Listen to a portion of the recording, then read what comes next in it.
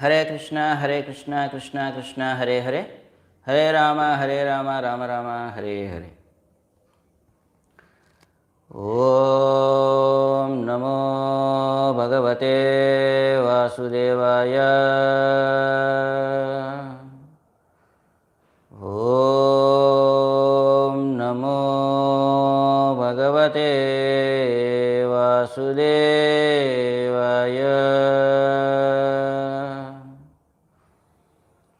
ఓం నమో భగవతే వాసుదేవాయ.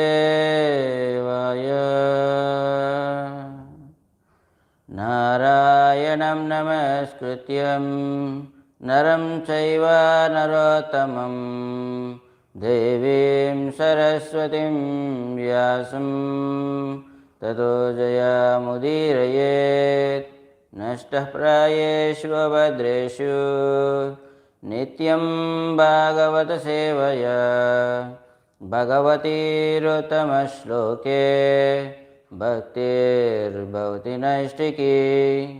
మూకం కరోతి వాచాలం పంగుం లంఘయతే గిరిం యత్కృపాతమహం వందే శ్రీగురో దీనతారిణం పరమానందమాధవం శ్రీచైతన్య ఈశ్వరం కృష్ణాయ వాసుదేవాయ దేవకీ నందనాయ చ నందగోపకుమారాయ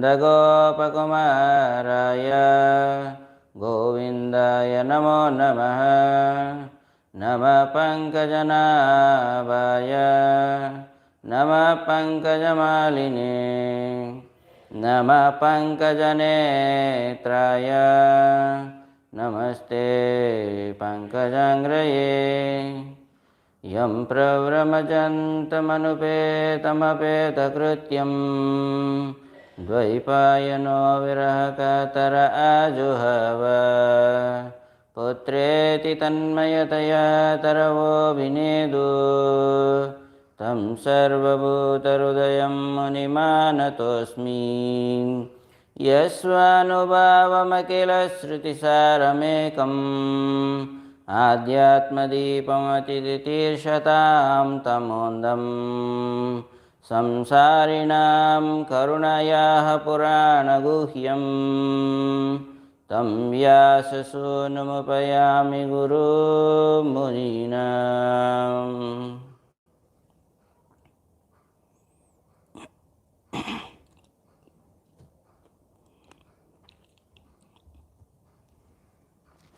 హరే కృష్ణ.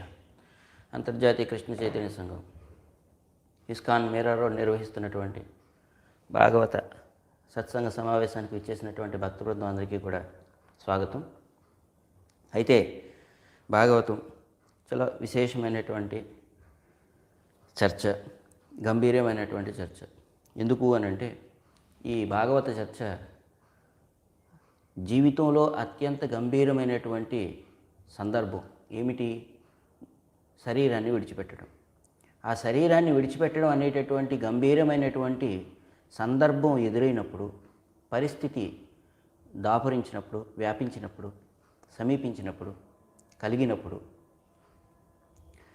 ఏ విధముగా ఆ పరిస్థితిని ఎదుర్కొనాలి, ఏ విధముగా ఈ శరీరం అనేటటువంటి ఈ కట్టెను విడిచిపెట్టాలి అనేటటువంటి ఉపదేశాన్ని మనకి అందించినటువంటి విశేషమైనటువంటి గ్రంథం శ్రీమద్ భాగవతం. ఈ భాగవత చర్చ జీవితంలో అత్యంత గంభీరమైనటువంటి సందర్భం ఎదురైనప్పుడు శరీరాన్ని ఏ విధంగా విడిచిపెట్టాలో పరీక్షిత్ మహారాజు తన యొక్క వ్యక్తిగతమైనటువంటి జీవన విధానం ద్వారా మనందరికీ కూడా నేర్పిస్తూ ఉన్నాడు. ఇది చాలా మహిమాన్వితమైనటువంటి, అద్వితీయమైనటువంటి, దివ్యమైనటువంటి పరిస్థితి ఇది. ఇటువంటి పరిస్థితి సమస్త జీవులకు కూడా ఏదో ఒకరోజు కలుగుతుంది. అది ఈరోజు కావచ్చు, రేపు కావచ్చు, ఎల్లుండి కావచ్చు, ఇంకొక రోజు కావచ్చు, ఇంకొక రోజు కావచ్చు. కానీ మొత్తానికి అందరికీ కూడా ఈ విధమైనటువంటి పరిస్థితి తప్పనిసరిగా కలిగి తీరుతుంది. అయితే ఈ పరిస్థితి కలిగినప్పుడు ఏ విధంగా శరీరాన్ని విడిచిపెట్టాలి అనేటటువంటి విషయాన్ని, శరీరాన్ని విడిచిపెట్టేటప్పుడు ఏ విధమైనటువంటి భావాన్ని పెంపొందించుకొని ఉండాలి అనేటటువంటి సమస్త విషయాలను మనకు భాగవతం ఉపదేశం చేస్తుంది. అందుకని భాగవతం అతి గంభీరమైనటువంటి అంశం మన జీవితంలో. మన జీవితంలో ఎన్నెన్నో అంశాలను గంభీరంగా మనం స్వీకరిస్తూ ఉన్నాం. కానీ ఏదైతే గంభీరమైనటువంటి విషయం ఉందో దానిని మాత్రం మనం అలక్ష్య పెడుతున్నాం.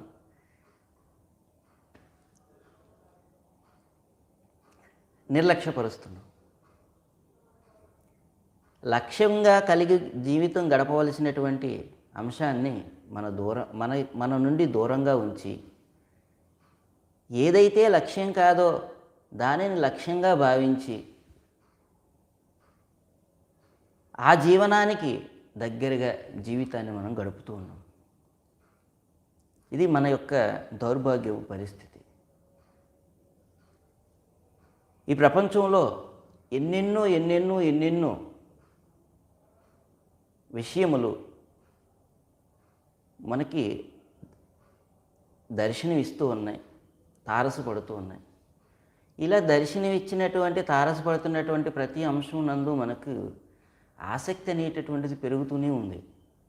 కానీ పెరగవలసినటువంటి చోట మాత్రం ఆసక్తి పెరగటం లేదు. ఈ ప్రపంచంలో ఉండేటటువంటి ప్రతి విషయం నందు అనాసక్తి కలగాలి. ఈ సమస్తమైనటువంటి ప్రపంచాన్ని యథార్థమైనటువంటి దృష్టితో మనకు చూపించేటటువంటి భాగవతం నందు మనకు ఆసక్తి పెరగాలి.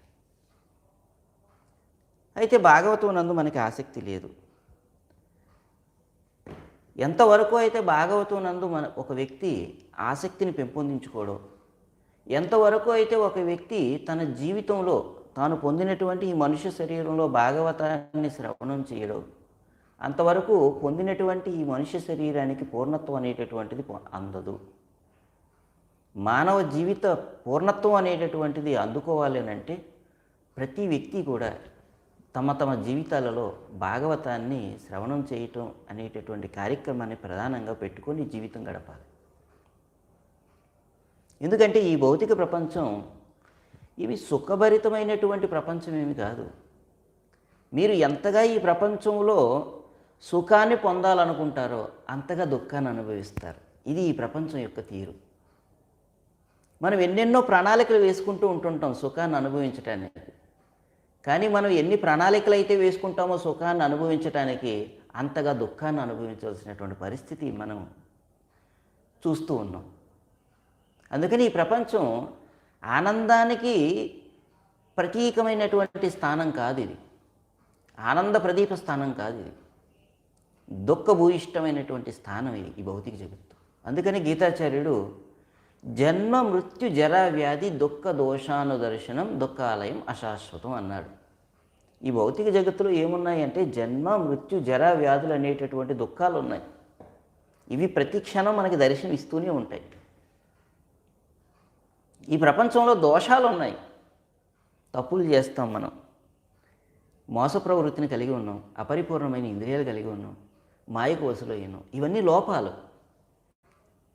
ఇట్లా లోపాలతో ఉన్నటువంటి మనం ఏది చూసినా లోపమే కనిపిస్తుంది. మనం ప్రతి దానిలో కూడా లోపం కనిపిస్తుంది. పూర్ణమైనటువంటి అంశంలో కూడా లోపం చూస్తాం మనం. ఇది మన యొక్క పరిస్థితి. జన్మ మృత్యు జరా వ్యాధి దుఃఖ దోషాను దర్శనం. పోనీ ఇదేమైనా భౌతిక జగత్తు శాశ్వతంగా ఉంటుందా అని అంటే కాదు. దుఃఖాలయం అశాశ్వతం. ఇది ఆనందాలయం అని అనలేదు. ఆనంద నిలయం అని చెప్పలేదు స్వామి గీతాచార్యుడు. దుఃఖాలయం అన్నాడు. ఈ భౌతిక జగత్తు దుఃఖాలయం, దుఃఖాలకు నిలయం ఇది. ఈ జగత్తు శాశ్వతమా అంటే కాదు, అశాశ్వతం. అశాశ్వతమైనటువంటి జగత్తు. మరి అశాశ్వతమైనటువంటి జగత్తులో శాశ్వతమైనటువంటి ఆనందాన్ని పొందాలంటే ఎలా పొందగలుగుతాం?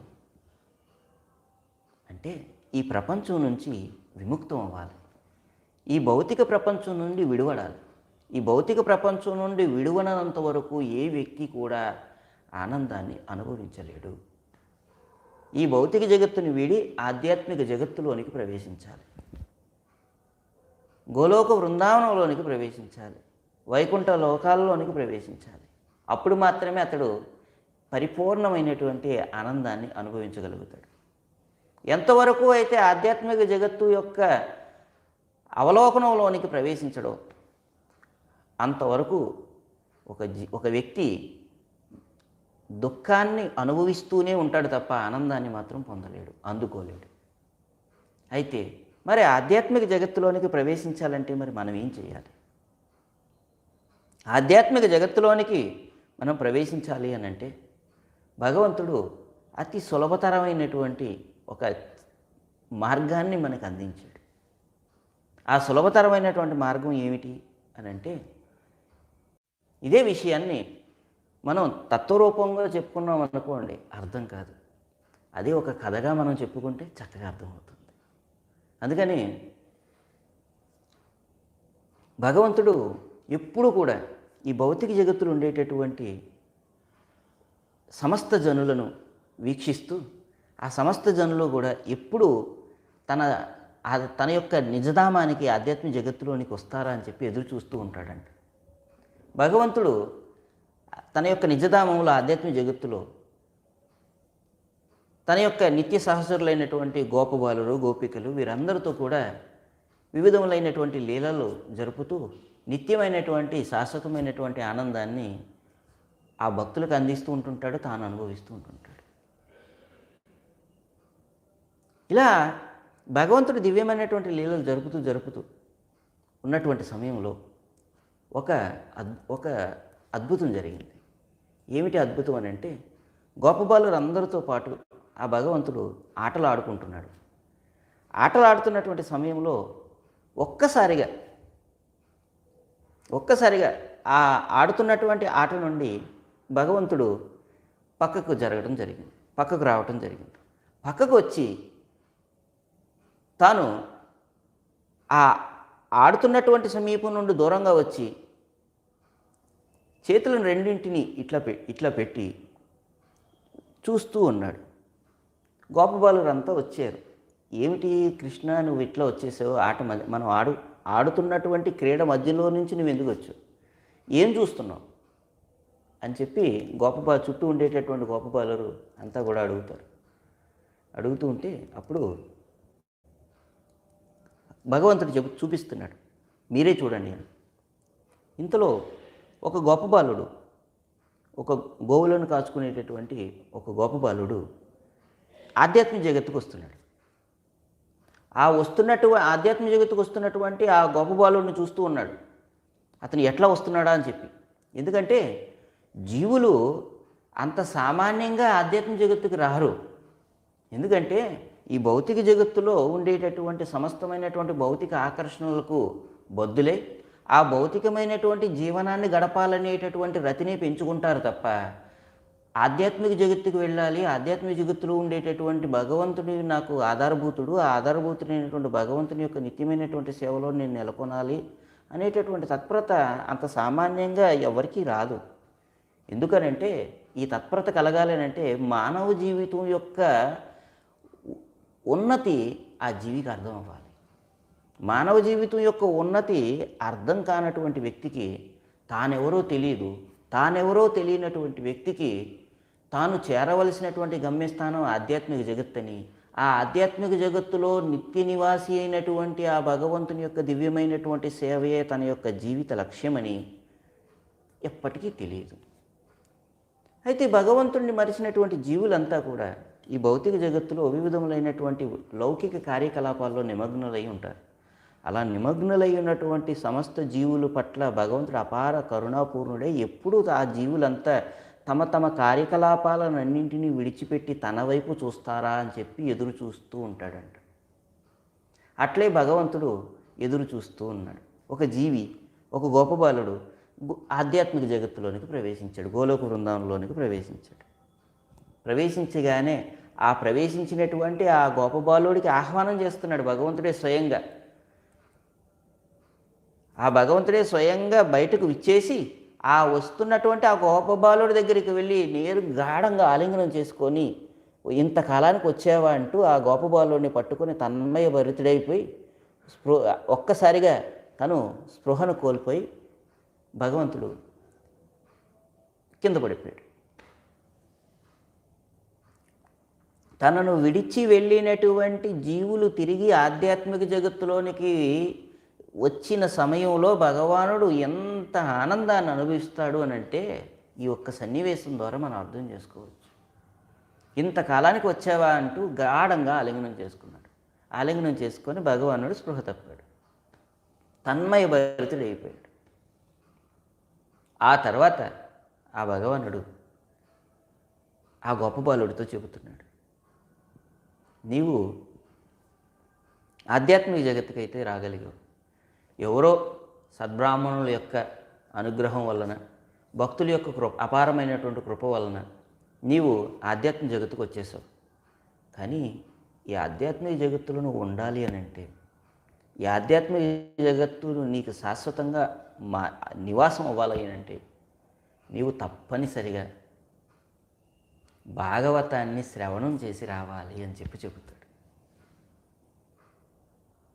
ఎవరో భక్తుల యొక్క కృప వలన వారు పంపిస్తే ఆధ్యాత్మిక జగత్తుకు వచ్చేసాను. కానీ భాగవతాన్ని నువ్వు శ్రవణం చేయలేదు, భాగవతాన్ని నీవు అధ్యయనం చేయలేదు, భాగవతాన్ని నువ్వు కీర్తించలేదు. కాబట్టి భాగవతాన్ని శ్రవణం చేయనటువంటి వానికి, భాగవతం అధ్యయనం చేయనటువంటి వానికి, భాగవతం కీర్తించినటువంటి వానికి ఆధ్యాత్మిక జగత్తులో నివసించడానికి అవకాశం లేదు. కాబట్టి నీవు నేరుగా వెళ్ళు, మధురకు వెళ్ళి అక్కడ ఉండేటటువంటి మధురవాసుల నుండి భాగవతాన్ని శ్రవణం చేసి ఆధ్యాత్మిక జగత్తుకి తిరిగి రా అని చెప్పి ఆ గోపబాలుడిని తిరిగి భగవంతుడు మళ్ళీ కృష్ణుడు మధురకు పంపిస్తాడు. అంటే ఈ భౌతిక జగత్తుకి పంపించాడు మరలా. తర్వాత ఆ గోపబాలుడు ఆ మధురలో ఉండేటటువంటి ఆ భక్తుల నుండి భాగవతాన్ని శ్రవణం చేసి ఆధ్యాత్మిక జగత్తుకి తిరిగి వెళ్ళటం, నిత్యంగా భగవంతునితో నివసించడం అనేటటువంటి జరుగుతుంది. అంటే ఈ సందర్భం అంతా ఎందుకు ప్రస్తుతించాల్సి వచ్చింది అని అంటే, ఒక వ్యక్తికి ఈ భౌతికమైనటువంటి పతనావస్థ నుండి సర్వోత్కృష్టమైనటువంటి ఆధ్యాత్మిక స్థితిలోనికి ప్రవేశించటానికి ఉపకరించేది భాగవతమని, ఈ భౌతికమైనటువంటి జగత్తు నుండి ఆధ్యాత్మిక జగత్తులోనికి ప్రవేశించాలి అని అంటే దానికి ఏకైక మార్గం శ్రీమద్ భాగవత కథాశ్రవణం అని మనం గ్రహించాలి. కనుకనే ఈ యొక్క కథను ప్రస్తుతించడం జరిగింది. ఏది ఏమైనప్పటికీ భగవంతుని యొక్క దివ్యధామంలోనికి, ఆధ్యాత్మిక జగత్తులోనికి, గోలోక బృందావనంలోనికి మనం ప్రవేశించాలి అని అంటే భాగవతాన్ని శ్రవణం చేయకుండా, భాగవతాన్ని అధ్యయనం చేయకుండా, భాగవతాన్ని మనం కీర్తించకుండా భగవంతుని యొక్క దివ్యమైనటువంటి ధామంలోనికి, కృష్ణుని నివసించేటటువంటి నిత్యధామమైనటువంటి గోలోక ఏవ నివసత్తి కిలాత్మభూతో అయినటువంటి ఆ గోలోక బృందావనంలోనికి మనం ప్రవేశించలేము. కనుక మేము కృష్ణ భక్తులం అని చెప్పుకునేటటువంటి వారు భాగవతం నందు ప్రీతిని పెంచుకోవాలి. భాగవతం నందు ప్రీతిని పెంచుకోలేనటువంటి వాడు కృష్ణ భక్తుడు అని చెప్పుకోవటానికి అయోగ్యుడు, అనర్హుడు, వానికి ఎటువంటి యోగ్యత లేదు. అందుకని మేము కృష్ణ భక్తులం, మేము విష్ణు భక్తులం, మేము హరిభక్తులం, మేము హరిదాసులం అని చెప్పుకునేటటువంటి వారు భాగవతం నందు రతిని పెంచుకొని ఉంటారు. భాగవతం లేకుండా వారు జీవితం గడపరు. భాగవతాన్ని ప్రాణంగా భావిస్తూ ఉంటారు. సర్వభాగవత ప్రాణ శ్రీమద్ భాగవత ప్రభు కలిద్వాంతోదిదాదిత్య శ్రీకృష్ణ పరివర్తిత అన్నారు శ్రీల సనాతన గోస్వామి పాదుల వారు. సర్వభాగవత ప్రాణ, ఈ భాగవతం భక్తులందరికీ ప్రాణప్రదమైనటువంటిది. సర్వభాగవత ప్రాణ శ్రీమద్ భాగవత ప్రభు కలిద్వాంతోతిదాదిత్య, కలియుగంలో ఈ కలియుగంలో ఈ భక్తులంతా కూడా ఈ ప్రపంచాన్ని ఎలా చూస్తారు అని అంటే భాగవతం ద్వారా చూస్తారు. భాగవత దృష్టితో చూస్తారు ఈ ప్రపంచాన్ని. ఎందుకు అని అంటే ఈ భాగవతం శ్రీకృష్ణ పరివర్తిత, తిరిగి వచ్చినటువంటి కృష్ణుడు. తన లీలలన్నింటినీ పరిసమాప్తి గావించి ఆధ్యాత్మిక జగత్తుకి వెళ్ళిపోయినటువంటి ఆ కృష్ణుడు తిరిగి మరలా ఈ భౌతిక జగత్తులోనికి ధర్మ జ్ఞానాదులను ఉపదేశం చేయటం కోసం, ధర్మ జ్ఞానాలను అందించడం కోసం, ధర్మ జ్ఞానాదులకు ఆవాలమైనటువంటి మూలమైనటువంటి భక్తిని అందరికీ అందించటం కోసం శ్రీమద్ భాగవతం రూపంలో ప్రకటమయ్యాడు ఆ కృష్ణ భగవానుడు. కనుక శ్రీమద్ భాగవత గ్రంథ రూపంలో ప్రకటమైనటువంటి ఆ భగవంతుని యొక్క ఈ మూర్తి యందు అనురక్తి పెంపొందించుకోకుండా ఎవరూ కూడా కృష్ణమూర్తి యందు రతిని పెంపొందించుకోలేరు.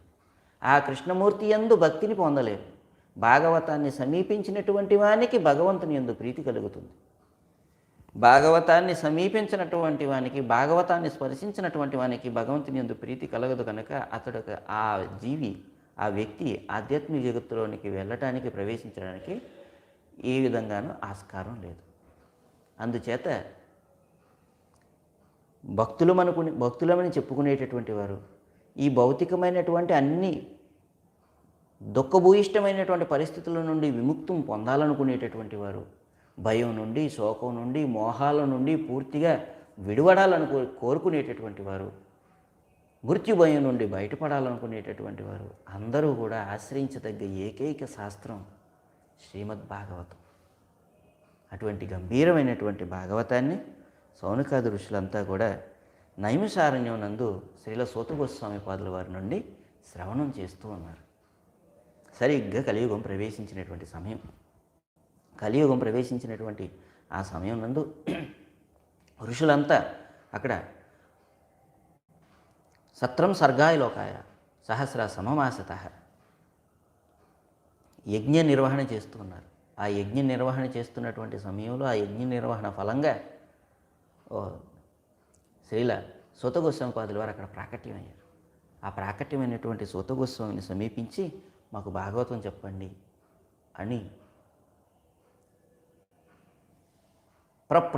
పప్రచుర్ ఇదమాదరాత్ ఎంతో ఆదరమైనటువంటి భావంతో సపర్యలన్నీ చేసి స్తయేకదాతు మునేహ ప్రాతర్హుత హుతాగ్నేయ సత్కృతం సూతమాసీనం పప్రచుర్ ఇదమాదరాత్ అన్నారు. ఆ సూత గోస్వామి వచ్చినటువంటి ఆ సూత గోస్వామిని ఆదరంగా ఆహ్వానించి ఆసనం పైన కూర్చుండబెట్టి ఎన్నెన్నో ప్రశ్నలు వేయటం ప్రారంభం చేశారు. అలా ప్రశ్నలు వేయటం ప్రారంభం చేసి భాగవతాన్ని శ్రవణం చేయడానికి సిద్ధపడ్డారు. ఎందుకు సిద్ధపడ్డారు?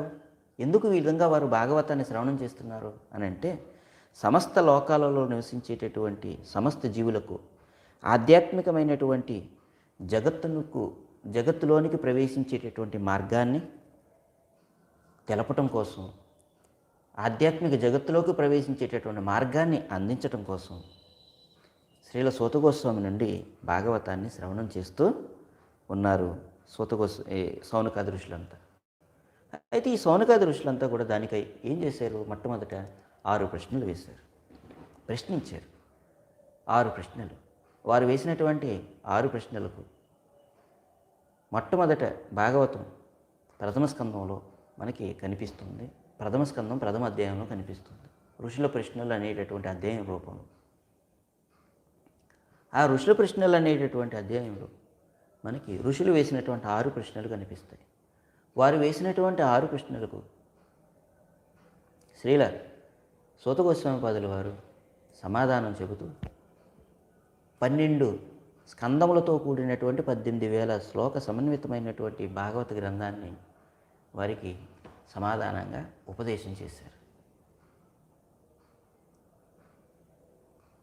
అయితే ప్రథమ స్కందం ప్రథమ అధ్యాయంలో 6 ప్రశ్నలు మనకి కనిపిస్తాయి.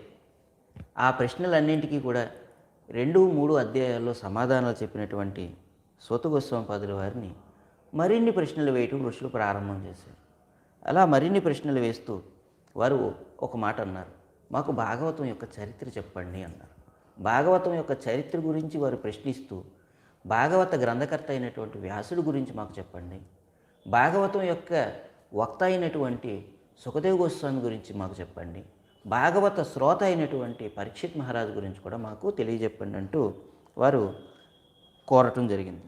వారు ఈ విధంగా నమ్రమైనటువంటి భావంతో శ్రీల సుతగోస్వామిపాదుల వారిని కోరగా ఆ ఆ వారి చేత ఈ ప్రశ్నలన్నీ అడగబడినటువంటి శ్రీల సుతగోస్వామిపాదుల వారు అత్యంత ప్రసన్నుడై అత్యంత ఆనందదాయకంగా ఉత్సాహంగా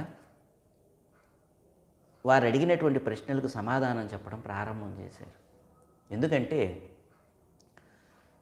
వక్తకు ఉత్సాహం అనేటటువంటిది శ్రోత నుండి కలుగుతుంది. శ్రోత అంటే శ్రవణం చేసేటటువంటి వారు. శ్రవణం చేసేటటువంటి వారు ఎంత ఉత్సాహంతో ఎంత ఆసక్తితో ఎంత జిజ్ఞాసతో వ్యవహరిస్తారో అంత ఆసక్తి చెప్పేటటువంటి వక్తకు కలుగుతుంది. అందుకని భాగవతం యొక్క మహిమ ఎవరి మీద ఆధారపడి ఉంది అంటే వినాలి అనుకునేటటువంటి శ్రోతల మీద ఆధారపడి ఉంది. భాగవతం యొక్క చర్చ యొక్క గొప్పతనం అంతా కూడా శ్రోత మీదే ఆధారపడి ఉంది. శ్రోత ఎంత ఆసక్తిగా వినటానికి సంసిద్ధుడై ఉంటాడో అంత ఆసక్తితో భాగవతాన్ని చెప్పటానికి వక్తను పరమాత్ముడు ప్రేరేపిస్తాడు. అందుకని మనమంతా భాగవతాన్ని అత్యంత సావధానంగా అత్యంత ఆతురతతో శ్రద్ధగా ఆలకించడానికి మనం సంసిద్ధులం అవ్వాలి. నైమిషారణ్యందు ఋషులంతా కూడా అంత సావధానంగా ఆలకించటానికి సంసిద్ధులయ్యారు. అలా సంసిద్ధులైనటువంటి వారిలో ఉండేటటువంటి ఉత్సాహాన్ని గమనించినటువంటి సూతగోస్వామిపాదుల వారు వ్యాసుడు గురించి చెప్పడం ప్రారంభం చేశారు. వ్యాసుడు గురించి చెప్పడం ప్రారంభం చేసి వ్యాసుడు పరాశరునికి సత్యవతికి ఆవిర్భవించారు. ఆవిర్భవించిన తర్వాత బద్రికాశ్రమానికి వెళ్ళిపోయాడు. బద్రికాశ్రమానికి వెళ్ళినటువంటి అతడు సరస్వతి నది ఒడ్డున స్నానాదులను అన్నింటినీ ముగించి అతడు తనను తాను పవిత్రం గావించుకొని ఏకాంత వాసం నందు ధ్యానమగ్నుడయ్యాడు. ఆ ధ్యానమగ్నుడైనటువంటి సమయం నందు యుగాలలో ధర్మాలు ఏ విధంగా నశించిపోతాయి అనేటటువంటి విషయాలను అన్నింటినీ కూడా దర్శిస్తూ ఉన్నాడు. ఎందుకు? పరావరజ్ఞ, అతడు త్రికాలజ్ఞుడు గనక భూత భవిష్యత్తులను ఎరిగినటువంటి వాడైన కారణం చేత భవిష్యత్తులో మానవ సమాజం యొక్క పరిస్థితి ఎలా ఉంటుంది అనేటటువంటి విషయాలన్నింటినీ దర్శించాడు. దర్శిస్తూ అందున ముఖ్యంగా కలియుగంలో జనులు పూర్తిగా భౌతికమైనటువంటి కార్యకలాపాల యందు ఆసక్తిని కనబరుస్తారు, కానీ ఆధ్యాత్మిక జీవితం నందు ఆసక్తిని కనబరచరు. భౌతిక జీవితం నందు ఆసక్తిని కనబరుస్తూ వారు శక్తిని కోల్పోతారు. తర్వాత వాళ్ళు అల్పాయుష్కులైపోతారు, అధీరులైపోతారు, శారీరక భావంలోనికి వెళ్ళిపోతారు. సత్వగుణం నుండి పూర్తిగా వైదొలిగి రాజసిక తామసికమైనటువంటి గుణాల చేత బద్దులవుతారు. సత్వగుణం లోపిస్తుంది జనులలో,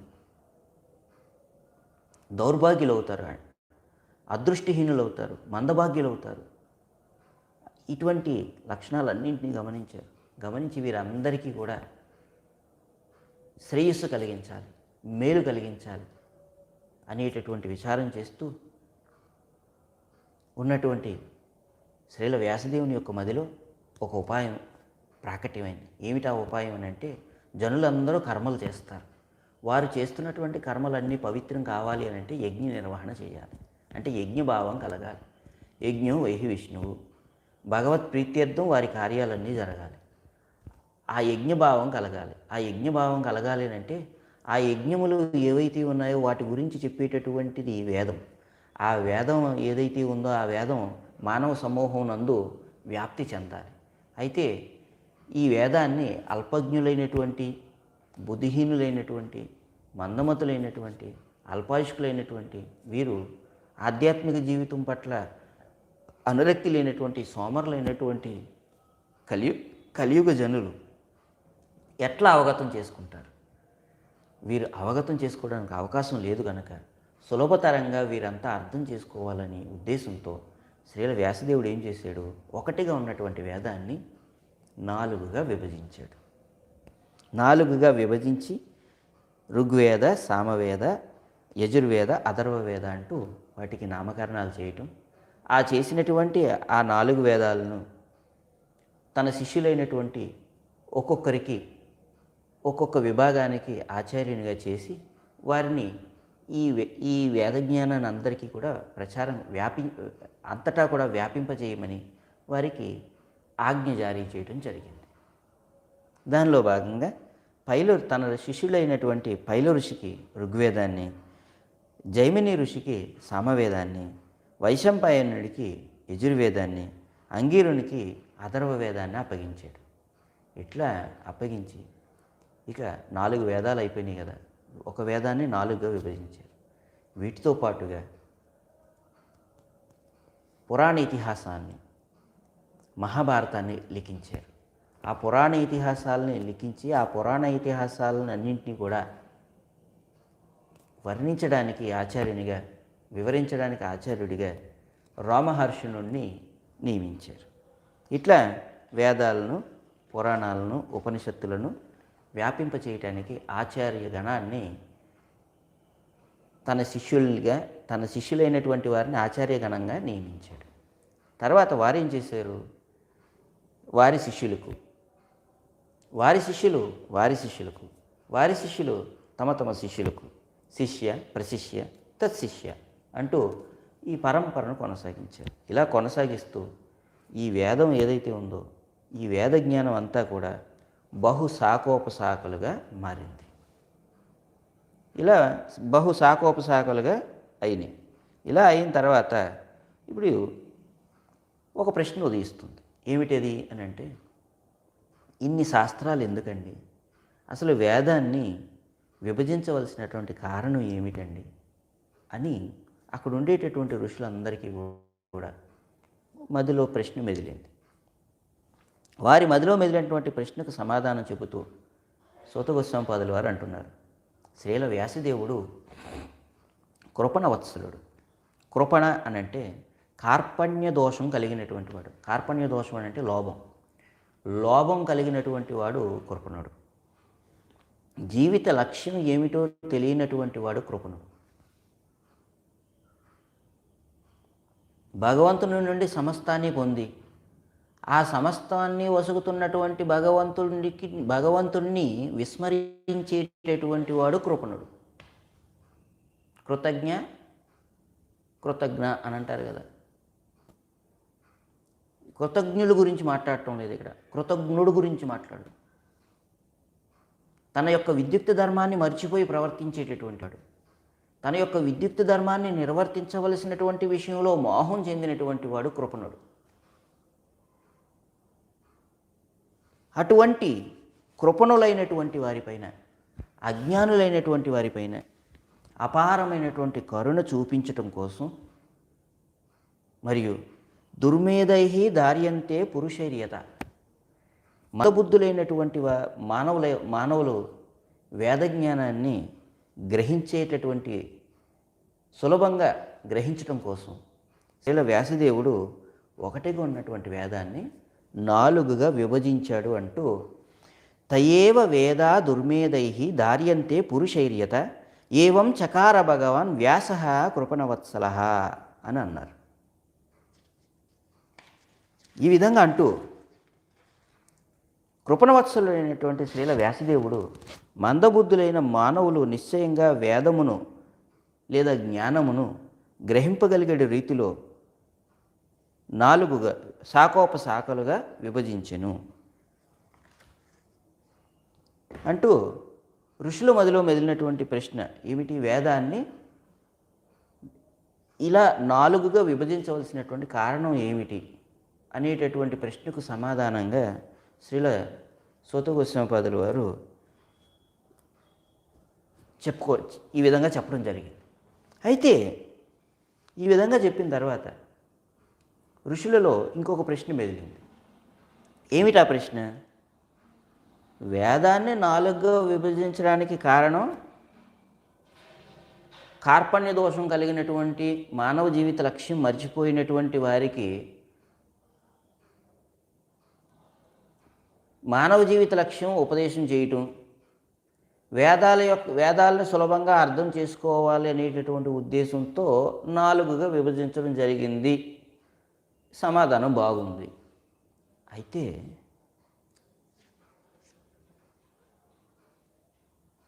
పురాణ ఇతిహాసాన్ని ఎందుకు చేయాలి పంచమ వేదంగా? ఇతిహాసం యొక్క అవసరం ఏమిటి? పంచమ వేదంగా పురాణ ఇతిహాసం చెప్పబడింది కదా, మరి ఈ పురాణ ఇతిహాసం దేనికోసం, ఎందుకోసం అనేటటువంటి ప్రశ్న ఋషుల యొక్క మదిలో మెదిలింది. పంచమ వేదంగా పురాణ ఇతిహాసాన్ని ఎందుకు ఇచ్చారు అని ప్రశ్నించారు. ఆ ప్రశ్నకు సమాధానం ఈరోజు శ్లోకంలో శ్రీల సూత గోస్వామిపాదుల వారు చెప్తున్నారు. శ్రీమద్ భాగవతం ప్రథమ స్కందం చతుర్థ అధ్యాయం 25వ శ్లోకం.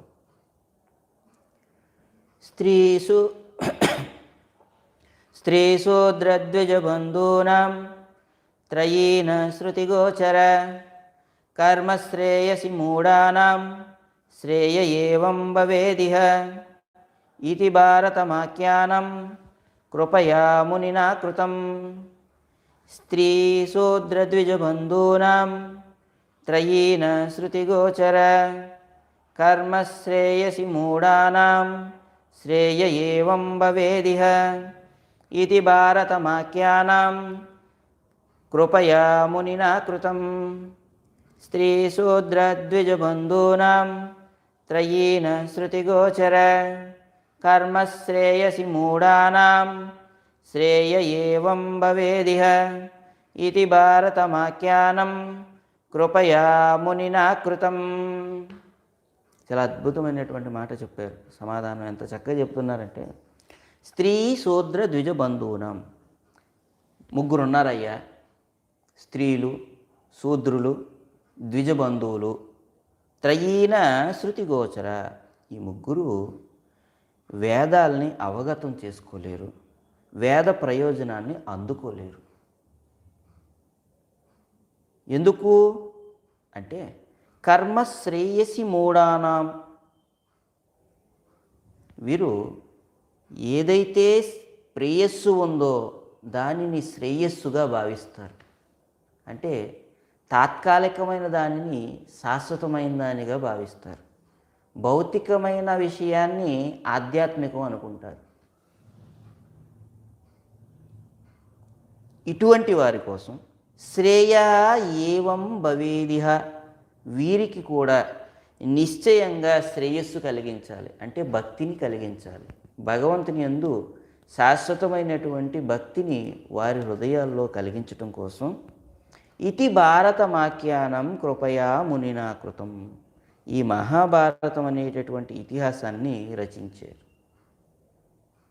ఎలా రచించారు? కృపయా మునినా కృతం, అత్యంత కృపాపూర్ణుడై వ్యాసుడు లిఖించారు. స్త్రీ శూద్ర ద్విజ బంధూనాం త్రయీన శృతిగోచర కర్మశ్రేయసి మూఢానాం శ్రేయ ఏవం భవేదిహ ఇతి భారతమాఖ్యానం కృపయా మునినా కృతం. ప్రేయస్సునే శ్రేయస్సుగా భావించు స్త్రీలు, శూద్రులు, ద్విజబంధువులు అను ముగ్గురికి వేద ప్రయోజనాన్ని పొందుటకు అవకాశం లేదు.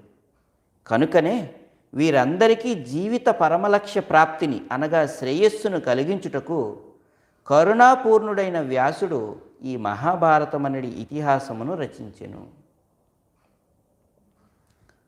శ్లోకాన్ని చర్చించే ముందు మంగళాచరణం చేసి మనం చర్చిస్తాం. ఓం అజ్ఞానతిమిరాంధస్య జ్ఞానాంజనశలాకయ చక్షురున్మిలితం యేన తస్మై శ్రీగురవే నమః. శ్రీచైతన్యమనోభీష్టం స్థాపితం యేన భూతలే స్వయం రూపః కదా మह्यं దదాతి స్వపదాంతికం. వందేహం శ్రీగురో శ్రీయుతపదకమలం శ్రీగురున్ వైష్ణవాంశ్చ శ్రీరూపం సాగ్రజాతం సహగణ రఘునాథాన్వితం తం సజీవం సాద్వైతం సావధూతం పరిజనసహితం కృష్ణచైతన్యదేవం శ్రీరాధాకృష్ణపాదాన్ సహగణలలితా శ్రీవిశాఖాన్వితాంశ్చ నమో ఓం విష్ణుపాదాయ కృష్ణప్రేష్టాయ భూతలే శ్రీమతే భక్తివేదాంతస్వామిన్యితి నామినే నమస్తే సారస్వతే దేవే గౌరవాణి ప్రచారిణే నిర్విశేష శూన్యవాది పాశ్చాత్యదేశతారిణే నమో మహావధాన్యాయ కృష్ణప్రేమప్రదాయతే కృష్ణాయ కృష్ణచైతన్య నామ్నే గౌరతుషే నమః. హే కృష్ణ కరుణా సింధో దీనబంధో జగత్పతే గోపేశ గోపికా కాంత రాధాకాంత నమోస్తుతే తప్తకాంచన గౌరాంగీ రాధే వృందావనేశ్వరి వృషభానుస్సుతే దేవి ప్రణమామి హరిప్రియే వాంఛాకల్పతరుభ్యశ్చ కృపాసింధుభ్య ఏవ చ పతితానాం పావనేభ్యో వైష్ణవేభ్యో నమో నమః. జయ శ్రీకృష్ణ చైతన్య ప్రభు నిత్యానంద శ్రీ అద్వైత గదాధర శ్రీవాసాది గౌరభక్తవృంద. హరే కృష్ణ కృష్ణ కృష్ణ హరే హరే, హరే రామ రామ రామ హరే హరే. హరే కృష్ణ కృష్ణ కృష్ణ హరే హరే, హరే రామ రామ రామ హరే హరే. హరే కృష్ణ కృష్ణ కృష్ణ హరే హరే, హరే రామ రామ రామ హరే హరే.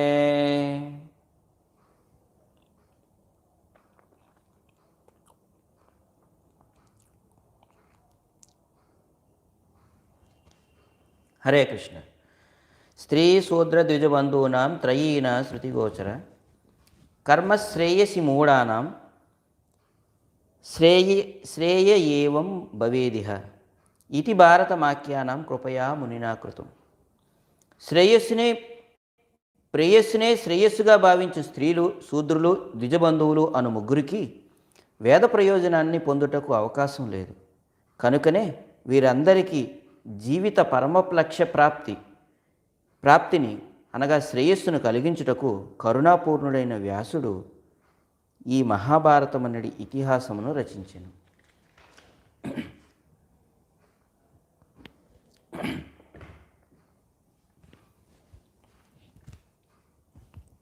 భగవంతుని యొక్క దివ్యమైనటువంటి ఆలోచన శ్రీల వ్యాసదేవుడు ఇక్కడ ప్రాకట్యం చేశారు. భగవంతుడు ఎప్పుడూ కూడా సమస్త జీవులకు కూడా శ్రేయస్సును కలిగించాలని కోరుకుంటాడు, ప్రేయస్సును కలిగించాలని ఎప్పుడూ అనుకోడు. ఎందుకంటే మనం శ్రేయస్సు అని ఎన్నోసార్లు మనం వింటూ ఉంటుంటాం. శ్రేయస్సును కలిగించేటటువంటి వారిని శ్రేయోభిలాషులని కూడా మనం పిలుచుకుంటూ ఉంటుంటాం. అయితే దౌర్భాగ్యం ఏమిటంటే అసలు శ్రేయస్సు అంటే ఏమిటి అనేటటువంటిది మనకు తెలియకపోవడం. అసలు శ్రేయస్సు ప్రేయస్సు అని రెండు శబ్దములు ఉన్నాయి అనే విషయం కూడా మనకు తెలియదు ఈ రోజున. ఎందుకంటే రెండు రకములైనటువంటి జీవనములు ఉన్నాయి. ఒకటి శ్రేయోదాయకమైనటువంటి జీవనం, రెండవది ప్రేయోదాయకమైనటువంటి జీవనం. శ్రేయోదాయకమైనటువంటి జీవనం శ్రేయస్సును కలిగిస్తుంది, ప్రేయోదాయకమైనటువంటి జీవనం ప్రేయస్సును కలిగిస్తుంది. ఏమిటి శ్రేయస్సు ఏమిటి, ప్రేయస్సు ఏమిటి అంటే కొంచెం మనం వివరణ చెప్పుకోవాల్సి ఉంటుంది. శ్రేయస్సు అనంటే శాశ్వతమైనటువంటి ప్రయోజనాన్ని కలిగించేటటువంటి కార్యమునకు శ్రేయోదాయకమైనటువంటి కార్యమని పేరు. ఒక్క మాటలో చెప్పాలంటే శాశ్వతమైనటువంటి జీవనం ఆధ్యాత్మిక జీవనం. ఆధ్యాత్మికమైనటువంటి జీవనానికి సంబంధించినటువంటి ప్రతి కార్యం శ్రేయోదాయకమైనటువంటిదే. అంటే ఆధ్యాత్మిక కార్యకలాపాల వలన శ్రేయస్సు కలుగుతుంది మనకు. ఇక ప్రేయస్సు అని ఉంది చూడండి. ప్రేయస్సు తాత్కాలికమైనటువంటి ప్రయోజనాన్ని కలిగించేటటువంటిది. Immediate relief. మన అలోపతి మెడిసిన్ లాగా. అలోపతి వైద్యం చూడండి, ఎక్కడైనా మనకి ఒళ్ళు నొప్పులు వచ్చిందనుకోండి, ఏ పారాసెటమాలో, క్రోసిన్, డోలోనో ఏదో మింగితే టక్కనే ఏమవుతుంది, తీసుకోగానే ఒక 15 నిమిషాలకో, అర్ధగంటకో, గంటకో ఉపశమనం దొరుకుతుంది. అది తగ్గదు, కొద్దిగా ఉపశమనం అంతే, తర్వాత మరలా ప్రారంభమవుతుంది. అంటే తాత్కాలికమైనటువంటి ఉపశమనం, దాన్ని ప్రేయస్సు అన్నారు. ఈ ప్రేయస్సుతో కూడినటువంటి జీవనం ఏమిటి అని అంటే భౌతికమైనటువంటి జీవనం. భౌతికమైనటువంటి ప్రతి అంశం కూడా తాత్కాలికమైనదే. ఆధ్యాత్మికమైనటువంటి ప్రతి అంశము శాశ్వతమైనటువంటిది. ఈరోజు శ్లోకంలో ప్రేయస్సు గురించి మాట్లాడటం లేదు, శ్రేయస్సు గురించి మాట్లాడుతున్నారు.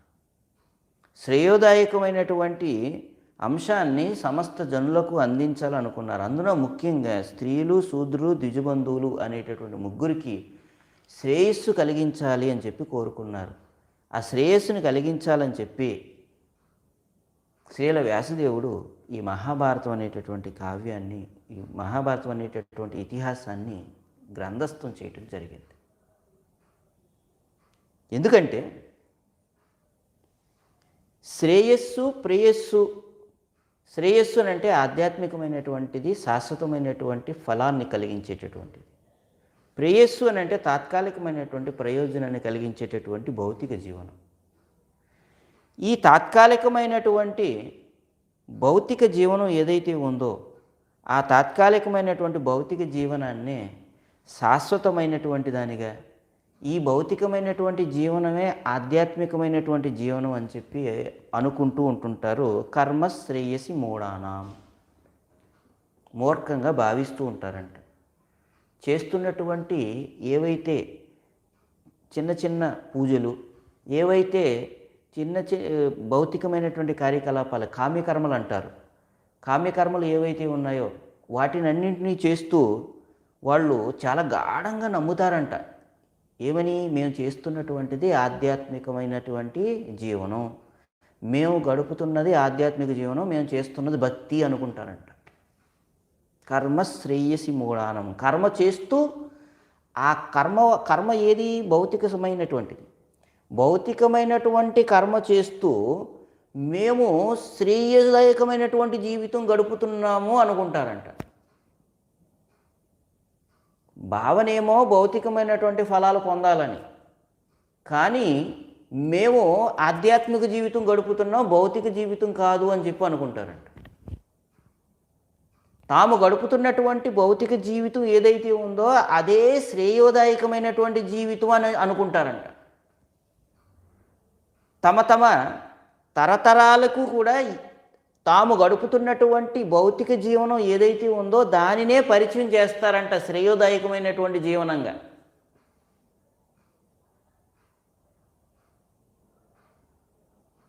కర్మ శ్రేయసి మూఢానాం.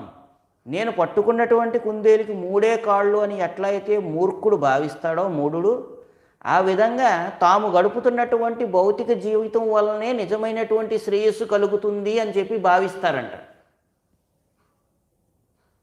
కర్మ శ్రేయసి మూఢానాం. ఎవరు అలా భావించేది అంటే వారు ఎవరు అనంటే స్త్రీ శూద్ర ద్విజబంధూనాం. వారు ఎవరు అనంటే స్త్రీలు, శూద్రులు, ద్విజబంధువులు. ఇక్కడ చాలా జాగ్రత్తగా అర్థం చేసుకోవాలి. స్త్రీలను తప్పుపడుతున్నారు, తక్కువ చేసి మాట్లాడుతున్నారు అని మాత్రం అనుకోకూడదు ఇక్కడ. ఎందుకు అనంటే ఇక్కడ మాట్లాడుతున్నటువంటి సందర్భం ఏమిటి అనంటే స్త్రీ బుద్ధి గురించి, శూద్ర బుద్ధి గురించి, ద్విజబంధు బుద్ధి గురించి మాట్లాడుతున్నారు ఇక్కడ.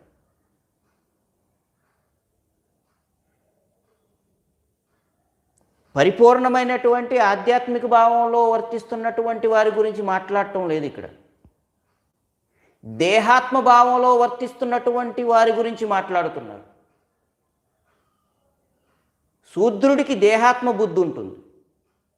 నేను ఈ శరీరం కాదు ఆత్మను అనేటటువంటి అనుభవం పొందనటువంటి ప్రతివాడు శూద్రుడే. తన జీవితంలో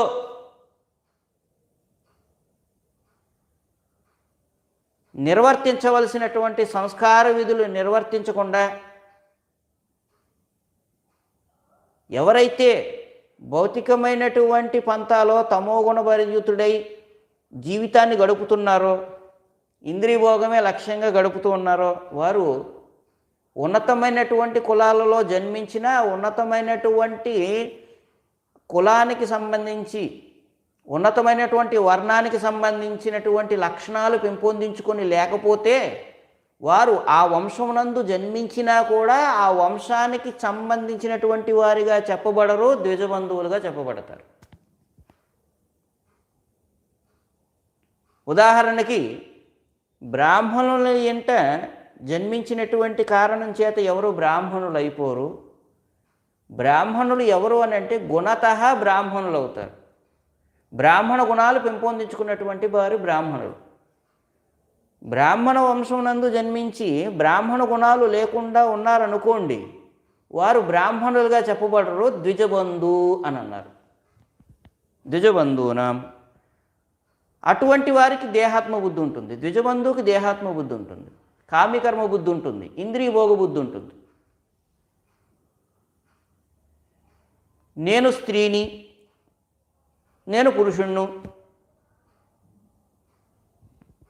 నేను ఇంకొకటి, నేను అమెరికన్ను, నేను ఇండియన్ని, నేను భారతీయుణ్ణి, నేను ఆ వర్గానికి చెందినవాడిని, ఈ వర్గానికి చెందినవాడిని, ఇదంతా దేహాత్మ బుద్ధే. ఈ దేహాత్మ బుద్ధితో కూడినటువంటి భావాల గురించి మాట్లాడుతున్నారు ఇక్కడ.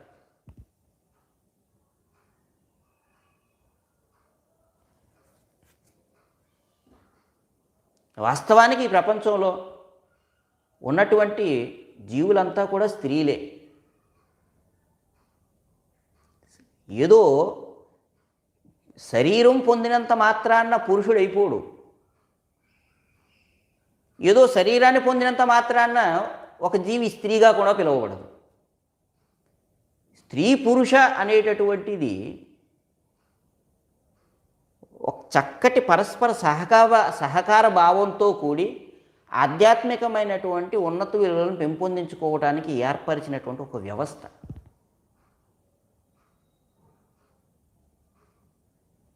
పురుషుడు శక్తిమంతుడైతే ఆ పురుషుడు శక్తిమంతుడుగా ప్రపంచానికి పరిచయం అయ్యేది స్త్రీ ద్వారానే. అందుకని స్త్రీ తక్కువ కాదు, పురుషుడు ఎక్కువ కాదు.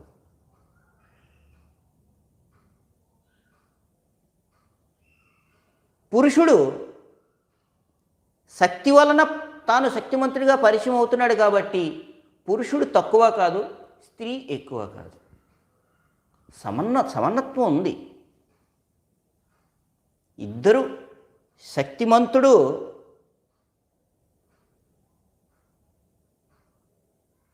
తాను శక్తిమంతుడిగా పరిచయం అవ్వాలంటే శక్తి ఎలా అవసరమో, తన యొక్క శక్తి ప్రకటన కావాలంటే శక్తిమంతుడు కూడా అలా అవసరం. అందుకని ఈ ప్రపంచంలో స్త్రీ పురుష అనేటటువంటిది వ్యవస్థ జీవులకు వసగబడింది పరస్పర సహకారంతో భగవద్భావంలోనికి ప్రవేశించటానికి. అంతేగాని మీరు స్త్రీలు, మేము పురుషులము, మీరు స్త్రీలు కాబట్టి మీరు మా మాట వినాలి, మేము చెప్పింది చెయ్యాలి, మా చెప్పు చేతల్లో ఉండాలి అని అజమాయిషీ పెత్తనం చెలాయించటానికి ఇచ్చినటువంటి వ్యవస్థ కాదు ఇది. పురుషత్వం అనేటటువంటిది రెండు కాళ్ళ మధ్యన ఉండదు. పురుషత్వం అనేటటువంటిది ఆ స్త్రీని సంరక్షించి గౌరవించి ఆదరించినప్పుడు పురుషత్వం అనేటటువంటిది ప్రపంచానికి పరిచయం అవుతుంది. ఒక వ్యక్తి ఎప్పుడు పురుషుడిగా చెప్పబడతాడు అని అంటే చక్కగా స్త్రీని గౌరవించినప్పుడు, చక్కగా స్త్రీని ప్రేమించినప్పుడు, చక్కగా స్త్రీకి సంరక్షణ కల్పించినప్పుడు ఒక వ్యక్తి పురుషుడిగా చెప్పబడతాడు. పురుషుడి యొక్క కర్తవ్యాలు ఇవి. అయితే ప్రస్తుతం నేను స్త్రీని, నేను పురుషుణ్ణి అనేటటువంటి శారీరక భావాల్లో వర్తిస్తున్నారు కాబట్టి ఆ వర్తించేటటువంటి వారికి స్త్రీ పురుష కార్యకలాపాలు ఏమిటి అనేటటువంటిది వివరించడం జరిగింది. అయితే జీవులుగా స్త్రీలు కావచ్చు, పురుషులు కావచ్చు, స్త్రీ శరీరంలో ఉన్న వాళ్ళు కావచ్చు, పురుష శరీరంలో ఉన్నటువంటి వారు కావచ్చు, ఎవరైనా కానీ జీవులంతా కూడా ప్రకృతే. ప్రకృతి అని అంటే స్త్రీయే.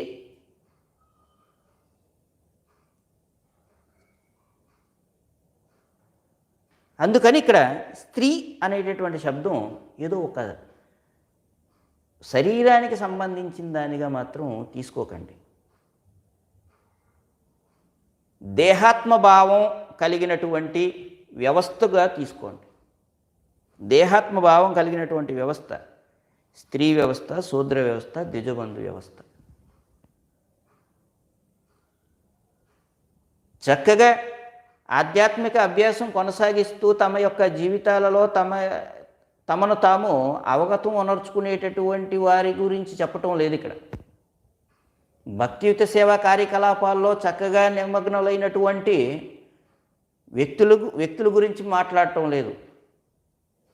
ఎవరైతే దేహాత్మభావానికి గురి అయి కామ్యకర్మరతితో ఇంద్రియ భోగం పట్ల అనురక్తులై దేహాత్మభావంలో వర్తిస్తున్నారో అటువంటి ముగ్గురు గురించి మాట్లాడుతున్నారు, స్త్రీ శూద్ర ద్విజబంధూనామని.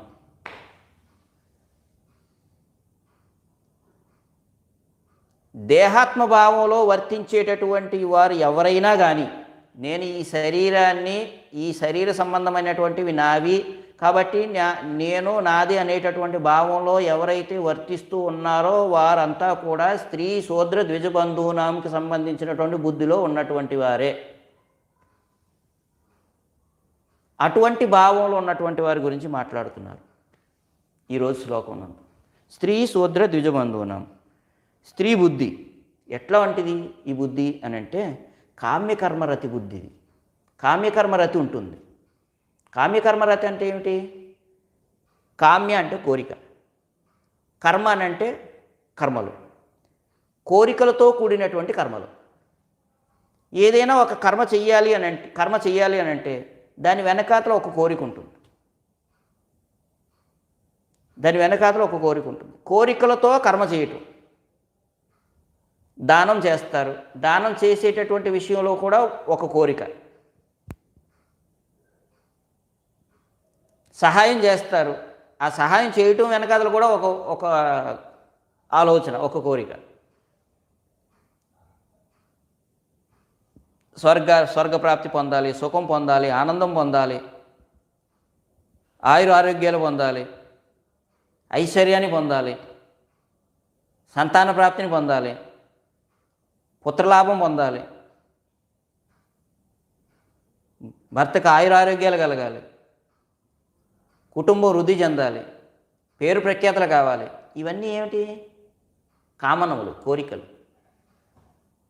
ఈ కోరికలను నెరవేర్చుకోవటానికి చేసేటటువంటి కర్మలన్నీ కూడా కామ్యకర్మలే. అటువంటి కామ్యకర్మ బుద్ధి స్త్రీలకు ఉంటుంది. ఎటువంటి స్త్రీలకు ఉంటుంది? ఆధ్యాత్మిక చేతన పొందనటువంటి స్త్రీలకు ఉంటుంది. భౌతికమైనటువంటి భావన కలిగినటువంటి వారికి ఉంటుంది. పరిపూర్ణమైనటువంటి ఆధ్యాత్మిక చేతన అందుకున్నటువంటి వారికి ఈ భావం ఉండదు. వారు ఏ శరీరంలో ఉన్నా కానీ, స్త్రీ శరీరంలో ఉన్నా, పురుష శరీరంలో ఉన్నా, శూద్ర శరీరంలో ఉన్నా, ద్విజబంధు శరీరంలో ఉన్నా, ఏ శరీరంలో ఉన్నా కానీ వారికి ఈ భావం ఉండదు. పరిపూర్ణమైనటువంటి ఆధ్యాత్మిక అవస్థలో ఉన్నటువంటి స్త్రీ గురించి, శూద్ర కుటుంబంలో జన్మించినటువంటి వారి గురించి, ద్విజబంధువుల గురించి మాట్లాడటం లేదు ఇక్కడ. భౌతికమైనటువంటి భావాలతో కూడినటువంటి ముగ్గురు గురించి మాట్లాడుతున్నారు ఇక్కడ. కామ్యకర్మ బుద్ధి. భౌతికమైనటువంటి భావాలతో కూడినటువంటి స్త్రీలు భక్తియుత సేవా జీవితాన్ని చేయమంటే కూడా చేస్తారు. ఆ భక్తి కూడా ఎట్లా చేస్తారనంటే కోరికలతో చేస్తారు. భగవన్నామాన్ని జపం చేస్తారు. ఆ భగవన్నామం జపం చేసేటటువంటి కార్యం వెనకాతల ఎన్నో కోరికలు ఉంటాయి. ఏకాదశి ఉపవాసాలు, వ్రతాలు చేస్తారు, దాని వెనకాతల కూడా కోరికలు ఉంటాయి.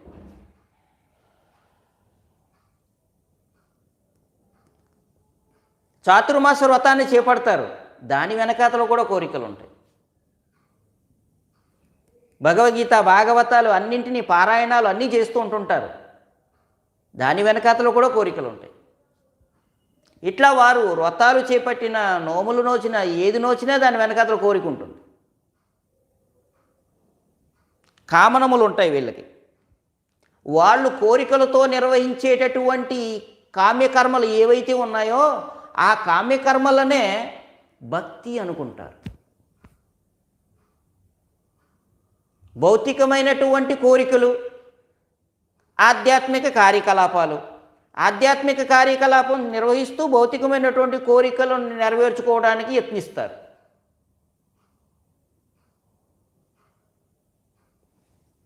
అలా నిర్వర్తిస్తూ యత్నిస్తూ కర్మశ్రేయసి మూడానం వారు చేస్తున్నది భక్తి అనుకుంటారు. ఇది స్త్రీల పరిస్థితి, ఇది స్త్రీ బుద్ధి. ఇక శూద్ర బుద్ధి. శూద్ర బుద్ధి ఎట్లా ఉంటుంది అని అంటే వీళ్ళది ఇంద్రియభోగ బుద్ధి. ఆధ్యాత్మికమైనటువంటి అనురక్తి అస్సలు ఉండదు, కించిత్తు ఉండదు ఆధ్యాత్మిక అనురక్తి. అట్లా అని శాస్త్రాల్లో తెలిపినటువంటి రీతిన కామ్యకర్మలో నిర్వర్తించాలి అంటే పుణ్యకార్యాలు చేయాలంటే కూడా చేయరు. రెండూ లేవు, పుణ్యకార్యాలు లేవు, అటు ఆధ్యాత్మిక కార్యకలాపాలు లేవు. రెండూ కాకుండా ఇంద్రియభోగం అందరూ రతులవుతారు. ఆ ఇంద్రియభోగాన్ని అందుకోవటానికి ఎన్ని ప్రయత్నాలు చేయాలో అన్ని ప్రయత్నాలు చేస్తారు. ఇంద్రియభోగమే లక్ష్యంగా కలిగి జీవితం గడుపుతారు. ఇలా గడుపుతూ వీళ్ళు కొన్ని సందర్భాల్లో ఆ ఇంద్రియ భోగాన్ని పొందటం కోసం కొన్ని శాస్త్రాల్లో చెప్పినటువంటి కర్మలు కూడా చేస్తూ ఉంటుంటారు. అలా చేస్తూ వీళ్ళు అనుకుంటారు మేము చేసేది భక్తి అనుకుంటారు. అలా చేస్తూ మేము గడిపేటటువంటి జీవితమే గొప్పది అని అనుకుంటూ ఉంటుంటారు. మేము గడిపే జీవితమే గొప్పది అని చెప్పి తర్వాతి తరానికి కూడా అదే జీవితాన్ని పరిచయం చేస్తారు. ఎవరైనా ఆధ్యాత్మికులు కనిపించారనుకోండి, ఆధ్యాత్మిక జీవితాన్ని గడుపుతున్నారనుకోండి, వాళ్ళకి ఏం చేత కాదు అని హేళన చేస్తూ ఉంటుంటారు. ఎవరు? శూద్ర బుద్ధి కలిగినటువంటి. శాస్త్రీయత వారికి కనిపించదు. అశాస్త్రీయమైనటువంటి కార్యకలాపాలు శాస్త్రీయంగా కనిపిస్తాయి, అదే శాస్త్రం అనుకుంటారు. మనసుని ఆధారంగా చేసుకొని జీవితం గడుపుతారు, శాస్త్రాన్ని ఆధారంగా చేసుకొని గడపరు. ఎవరు? శూద్రులు. నేను నా శరీరం, నేను నా ఆలోచన, నేను నా కుటుంబం, నేను నాది అనే బుద్ధితోనే ఉంటాడు ఎంతసేపు ఈ శూద్రుడు. నేను నాది అనేటటువంటి భావంలో ఉన్నటువంటి ప్రతి వాడు కూడా శూద్రుడేనండి. వాళ్ళు స్త్రీ కావచ్చు, పురుషుడు కావచ్చు, ఏ శరీరంలో ఉన్నా శూద్రుడే. మేము మనది అనేటటువంటి భావంలోనికి ఎవరైతే ప్రవేశిస్తారో వాళ్ళు శూద్రబుద్ధి నుండి బయటపడ్డవాడు. శూద్రబుద్ధి నుండి బయటపడినటువంటి వారి గురించి మాట్లాడటం లేదు ఇక్కడ ఈరోజు శ్లోకంలో. ఎవరి గురించి మాట్లాడుతున్నారు అని అంటే నేను నాది అనేటటువంటి భావాల్లో తగులుకున్నటువంటి 3 బుద్ధుల గురించి మాట్లాడుతున్నారు. స్త్రీ శూద్ర ద్విజ బంధూనాం. ఇక ద్విజబంధు బుద్ధి. ఈ ద్విజబంధు బుద్ధి గురించి మనం మాట్లాడుకోవాలని అంటే అసలు ఈ ద్విజబంధువులు ఎవరు అనేటటువంటిది మనం తెలుసుకోవాలి. స్త్రీ బుద్ధి ఏమో కామ్యకర్మరతిలో నెలకొని ఉండిపోతుంది. ఏది చేసినా కోరికలతోనే చేస్తారు. భగవంతుని ప్రాప్తింపజేసుకోవాలి జీవితంలో, భగవంతుడిని మేము పొందాలి, భగవంతుడు మా సేవల వలన ప్రసన్నుడు కావాలి అనేటటువంటి భావాలు అప్పుడప్పుడు ఉంటాయి. ఎక్కువ సమయం నేను బాగుండాలి, నా కుటుంబం బాగుండాలి, నా భర్త బాగుండాలి, నా పిల్లలు బాగుండాలి, ఇది ఎక్కువ ఉంటుంది. ఇలా ఈ భావాలతో భక్తి చేస్తూ వీళ్ళు అనుకుంటారు కర్మశ్రేయసి మూడానం, మేము చేస్తున్నది భక్తి అనుకుంటారు. శూద్రుడేమో తాను నిర్వహిస్తున్నటువంటి ఇంద్రియ భోగాన్ని గడుపుతూ అదే భక్తి అదే గొప్పది అనుకుంటాడు, అదే శ్రేయోదాయకమైంది అనుకుంటాడు, అదే ఉచితమైందని భావిస్తాడు. కర్మశ్రేయసి మూఢానం, మూర్ఖంగా భావిస్తాడంట. ఇక ద్విజబంధువులు ఉన్నారు కదా, వీరి పరిస్థితి ఎట్లా ఉంటుందని అంటే గీతాచార్యుడు భగవద్గీతలో చెబుతాడు. చాతుర్వర్ణం మయా సృష్టం గుణకర్మ విభాగసః. నా చేతనే చాతుర్వర్ణ వ్యవస్థ సృష్టి చేయబడింది. ఏమిటి చాతుర్వర్ణ వ్యవస్థ? గుణాలను అనుసరించి, కర్మలను అనుసరించి 4 ఆశ్రమములు, 4 వర్ణములు విభజన చేయబడ్డాయి. గుణములను అనుసరించి వర్ణములు, కర్మలను అనుసరించి ఆశ్రమములు విభజించబడ్డాయి. గుణతః వర్ణము, కర్మతః ఆశ్రమము నిర్ణయించబడింది. గుణాలను అనుసరించి వర్ణములు. ఏమిటి ఆ వర్ణములు? బ్రాహ్మణ, క్షత్రియ, వైశ్య, శూద్ర అనేటటువంటి 4 వర్ణములు ఏర్పడ్డాయి, విభజన చేయడం జరిగింది.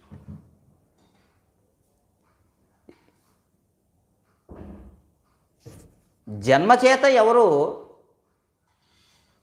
బ్రాహ్మణుడు కాలేడు, జన్మచేత ఎవరో క్షత్రియుడు కాలేరు, జన్మచేత ఎవరో వైశ్యుడు కాలేరు. ఆయా గుణములను పెంపొందించుకుంటేనే వారు బ్రాహ్మణ, క్షత్రియ, వైశ్యులుగా చెప్పబడతారు. ఎందుకు అనంటే ఈ బ్రాహ్మణ, క్షత్రియ, వైశ్య ముగ్గురు ఉన్నారు కదా, ఈ ముగ్గురు ఆధ్యాత్మికతను ఎప్పుడూ కలిగి ఉండాలి. ఆధ్యాత్మికతతో మెలగవలసినటువంటి వ్యక్తులు. ఇక్కడ శూద్ర గురించి మాట్లాడటం లేదు. శూద్రులు ఇంద్రియభోగం పట్ల రతులై ఉంటారు. వారికి ఆధ్యాత్మికత అనేటటువంటిది అంతగా కలగదు. ఆధ్యాత్మికత యందు రతి లేనటువంటి ప్రతివాడు కూడా శూద్రుడే. ఏదో తక్కువ, ఇది శూద్రాన్ని అంటే ఏదో ఒక కులానికి సంబంధించింది కాదు. దయచేసి తప్పుగా అర్థం చేసుకోకండి. ఈ రోజున ఈ కుల వ్యవస్థ అనేటటువంటిది ఈ సమాజంలో ఎవరు నిర్మించారనంటే మానవ నిర్మితమైనటువంటిది ఈ కుల వ్యవస్థ. భగవంతుని చేత అందించబడినటువంటి వ్యవస్థ ఏమిటి? వర్ణాశ్రమ వ్యవస్థ. బ్రాహ్మణ, క్షత్రియ, వైశ్య, శూద్ర అనేటటువంటి వర్ణ వ్యవస్థ, బ్రహ్మచారి, గృహస్థ, వానప్రస్థ, సన్యాసి అనేటటువంటి ఆశ్రమ వ్యవస్థ. అయితే దౌర్భాగ్యం ఏంటంటే ఈ బ్రాహ్మణ, క్షత్రియ, వైశ్య అనేటటువంటి ఈ వర్ణ వ్యవస్థను కూడా కుల వ్యవస్థగా మార్చేశారు. ఇది నిజంగా చింతించదగినటువంటి విషయం. ఇది బ్రాహ్మణులు ఒక కులానికి చెందినటువంటి వారు కాదు. అది బ్రాహ్మణ కులం కాదు, అది కులమే కాదు అసలు. బ్రాహ్మణ అనేటటువంటిది ఒక వర్ణం, అది క్షత్రియ అనేటటువంటిది ఒక వర్ణం, వైశ్య అనేటటువంటిది ఒక వర్ణం. బ్రాహ్మణుడు అని అంటే శమాధమ, తపస్సౌచం, క్షాంతిరార్జం, ఏవచ, జ్ఞాన విజ్ఞాన మాస్తిక్యం, బ్రహ్మ కర్మ స్వభావజం అనేటటువంటి 9 లక్షణాలను కలిగి ఉండాలి. అలా కలిగి ఉన్నటువంటి వాడు బ్రాహ్మణులుగా పిలువబడతారు. ఈ గుణాలను అనుసరించి ఎవరికైతే ఈ గుణాలు కలిగి ఉన్నారో వారిని బ్రాహ్మణ సమాజంగా చెప్పాడు భగవంతుడు కృష్ణుడు. యోగ్యత లేనటువంటి వారిని ఉన్నతమైనటువంటి పీఠంలో కూర్చోబెట్టలేదు భగవంతుడు. యోగ్యులైనటువంటి వారిని వారి వారి యోగ్యతలను అనుసరించి ఆయా స్థానాల్లో పెట్టాడు భగవంతుడు చక్కగా.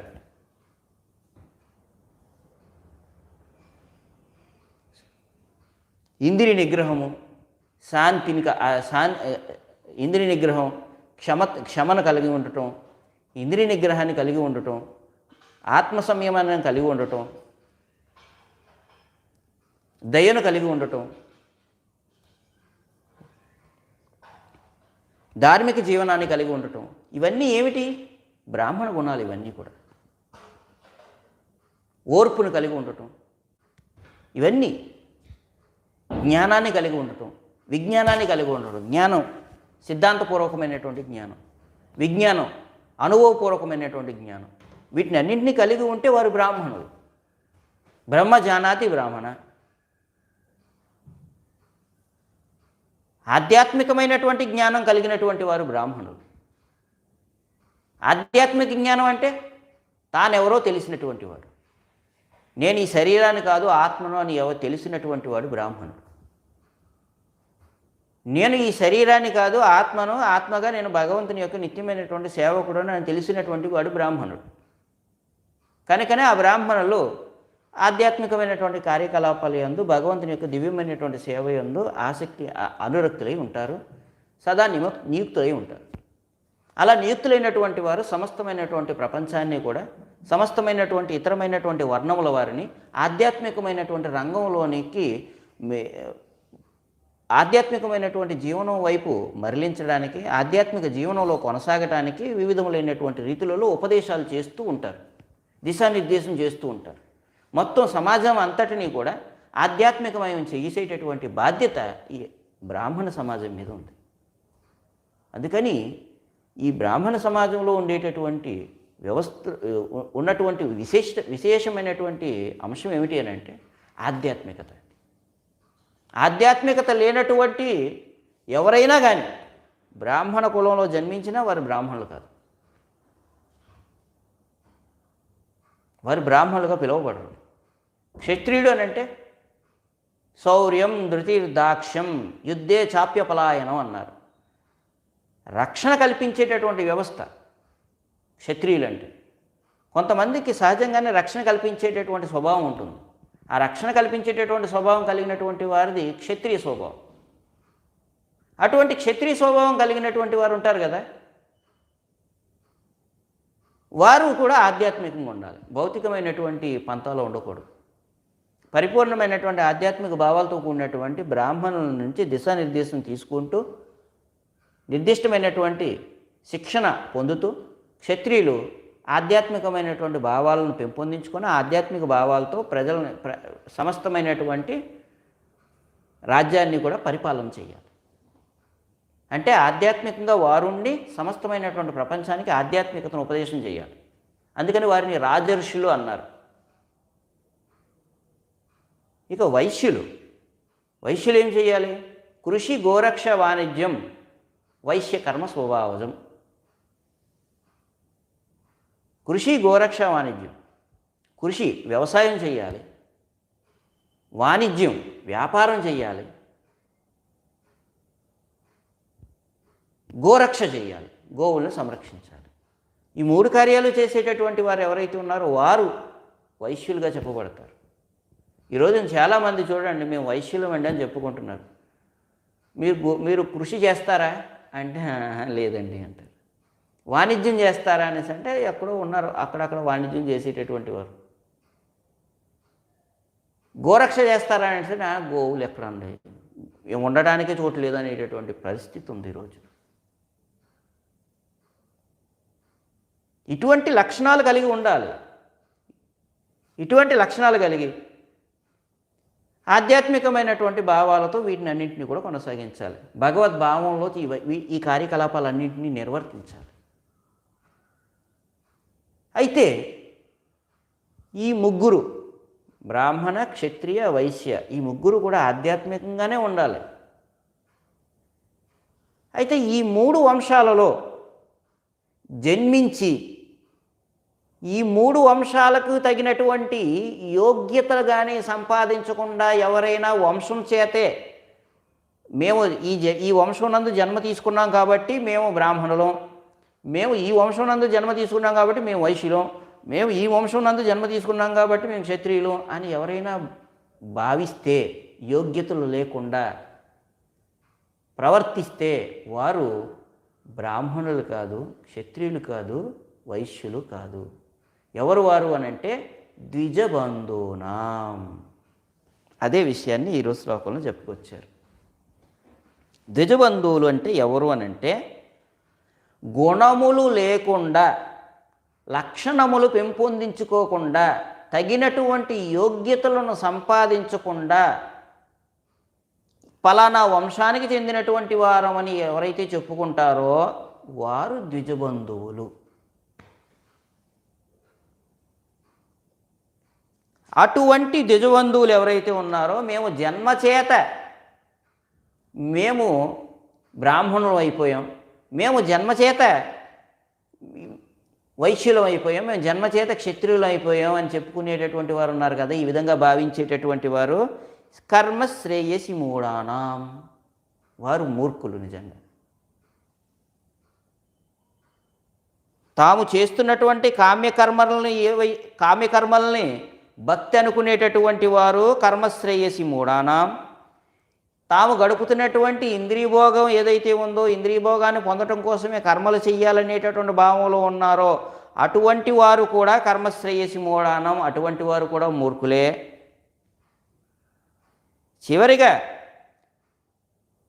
జన్మచేత మేము బ్రాహ్మణులు అయిపోయాం, జన్మచేత మేము క్షత్రులు అయిపోయాం, జన్మచేత మేము వైశ్యులం అయిపోయాం అని చెప్పుకునేటటువంటి వారు కూడా కర్మశ్రేయసి మూఢానం, వారు కూడా మూర్ఖులే. ఇటువంటి ముగ్గురు స్త్రీ శూద్ర ద్విజ బంధూనాం, ఈ ముగ్గురికి త్రయీన శృతిగోచరాహ, త్రయీన శృతిగోచర, వేదాలని అర్థం చేసుకోలేరు, వేదాల యొక్క ప్రయోజనాన్ని పొందలేరు. కారణం ఏమిటి? కారణం ఏమిటి అని అంటే, వేదం అని అంటే శృతి అని అంటే వేదం, శృతి గోచర. శృతి గోచర అని అంటే ఏమిటి? శృతి గోచర అని అంటే వేదం యొక్క ప్రయోజనం. వేదం యొక్క ప్రయోజనం ఏమిటి? భగవంతుడు గీతాచార్యుడు గీతలో చెబుతున్నాడు.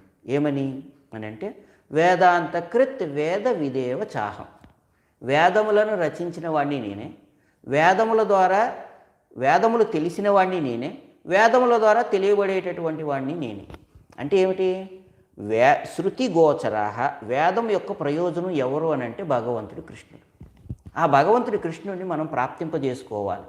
ఆ భగవంతుడి యొక్క కృష్ణుని యందు భక్తిని మనం పొందాలి. ఆ భగవంతుడి కృష్ణుని యొక్క దివ్యమంగళమైనటువంటి స్వరూపం నందు అనురక్తిని పొందాలి. అది వేదం యొక్క ప్రయోజనం. ఆ వేదం యొక్క ప్రయోజనాన్ని ఎవరూ పొందలేరు.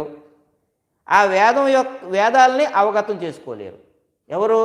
కామ్యకర్మల యందు రతిని పెంపొందించుకున్నటువంటి వారు, ఇంద్రియ భోగం నందు రతిని పెంపొందించుకున్నటువంటి వారు ఎవరు కూడా భగవంతుడిని పొందలేరు, భగవంతుడిని అందుకోలేరు, భగవంతుడిని అవగతం చేసుకోలేరు, కృష్ణుడిని పొందలేరు. కారణం ఏమిటి? తాము చేస్తున్నటువంటి కామ్యకర్మలే భక్తి అని అనుకుంటున్నారు. తాము నిర్వర్తిస్తున్నటువంటి కర్మల ద్వారా ఇంద్రియభోగం పొందాలి, ఆ ఇంద్రియభోగం పొందేటటువంటి అంశాలు ఏవైతే ఉన్నాయో అవి వాటి వల్లనే శ్రేయస్సు కలుగుతుంది అని భావించటం కర్మశ్రేయసి మూఢానం. అటువంటి వారు కూడా వాటితో పాటుగా జన్మచేత మేము బ్రాహ్మణులు అయిపోయాం, జన్మచేత మేము క్షత్రియులయ్యాం, జన్మచేత మేము వైశ్యులమయ్యాం అని భావించేటటువంటి వారు కూడా కర్మశ్రేయసి మూఢానం, మూర్ఖులే కనుక త్రయీన శృతిగోచర, అటువంటి వారికి భగవంతుడు దొరకడు, భగవంతుడు విదితం కాడు, భగవంతుడు అర్థం కాడు. ఇదొక అర్థం. ఇంకొక అర్థం ఏమిటి? త్రయీన శృతిగోచరా, వేదం అంటే శృతి అని అంటే వేదం, వేదం అని అంటే జ్ఞానం అని అర్థం. ఆ జ్ఞానాన్ని పొందాలి అని అంటే ఒక పద్ధతి ఉంది. గీతాచార్యుడు చెబుతున్నాడు భగవద్గీతలో. ఏమని? తద్విద్ధి ప్రణిపాతేన పరిప్రశ్నేన సేవయ ఉపదేక్షంతి తే జ్ఞానం జ్ఞానినస్తత్వదర్శినః. జ్ఞానాన్ని పొందటానికి ఒక పద్ధతి ఉంది. ఏమిటి ఆ పద్ధతి అని అంటే వినయంగా ఆధ్యాత్మిక గురువును సమీపించాలి. ఆధ్యాత్మిక గురువును సమీపించి అతడి పరిప్రశ్నలు వేస్తూ సేవ చెయ్యాలి. మన యొక్క ప్రశ్నలకు సేవలకు ప్రసన్నుడైనటువంటి గురువు గారు పరమసత్యాన్ని దర్శించినటువంటి కారణం చేత మనకు దివ్యమైనటువంటి జ్ఞానాన్ని ఉపదేశం చేస్తాడు. ఇది వేద జ్ఞానం పొందేటటువంటి పద్ధతి, వేదాన్ని అధ్యయనం చేసేటటువంటి పద్ధతి. అయితే స్త్రీ శూద్ర ద్విజబంధువునాం, స్త్రీలకు కానీ శూద్రులకు కానీ ద్విజబంధువులకు కానీ శృతి గోచర, వేదాలని అవగతం చేసుకోలేరు, వేదాలను అవగతం చేసుకోవడానికి అవకాశం లేదు, వేద ప్రయోజనాన్ని పొందడానికి అవకాశం లేదు వాళ్ళకి. ఎందుకు లేదు అని అంటే స్త్రీలు శరీర నిర్మాణాన్ని బట్టి చూస్తే వారు గృహాన్ని విడిచిపెట్టి గురువుగారి దగ్గరికి వెళ్ళి గురువుగారికి శరణాగతి పొంది ఆ గురువుగారు చెప్పినటువంటి సేవలన్నింటినీ చేస్తూ ఆ గురువుగారి దగ్గరే ఆశ్రమంలో ఉండటం అనేటటువంటిది జరగని పని. స్త్రీ బాల్యమునందు తండ్రి యొక్క సంరక్షణలోను, యవ్వనం నందు భర్త యొక్క సంరక్షణలోను, వృద్ధాప్యనందు పుత్రుల యొక్క సంరక్షణలోనూ ఉండాలి.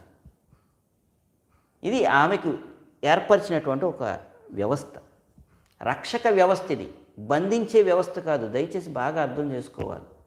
మమ్మల్ని బంధిస్తున్నారు ఏమిటి అని. స్త్రీ అనేటటువంటి ఒక అంశం చాలా విలువైనటువంటి అంశం. ఆ విలువైనటువంటి అంశానికి రక్షణ కావాలి కనుక ఈ బాల్యంలో తండ్రిని, యవ్వనంలో భర్తను, వృద్ధాప్యంలో పుత్రులను సంరక్షణగా పెట్టారు. ఈ దౌర్భాగ్యమైనటువంటి రక్షణ కల్పించేటటువంటి వారు ఈ విషయాన్ని మర్చిపోయి దోచుకునే ప్రయత్నం చేస్తున్నారు.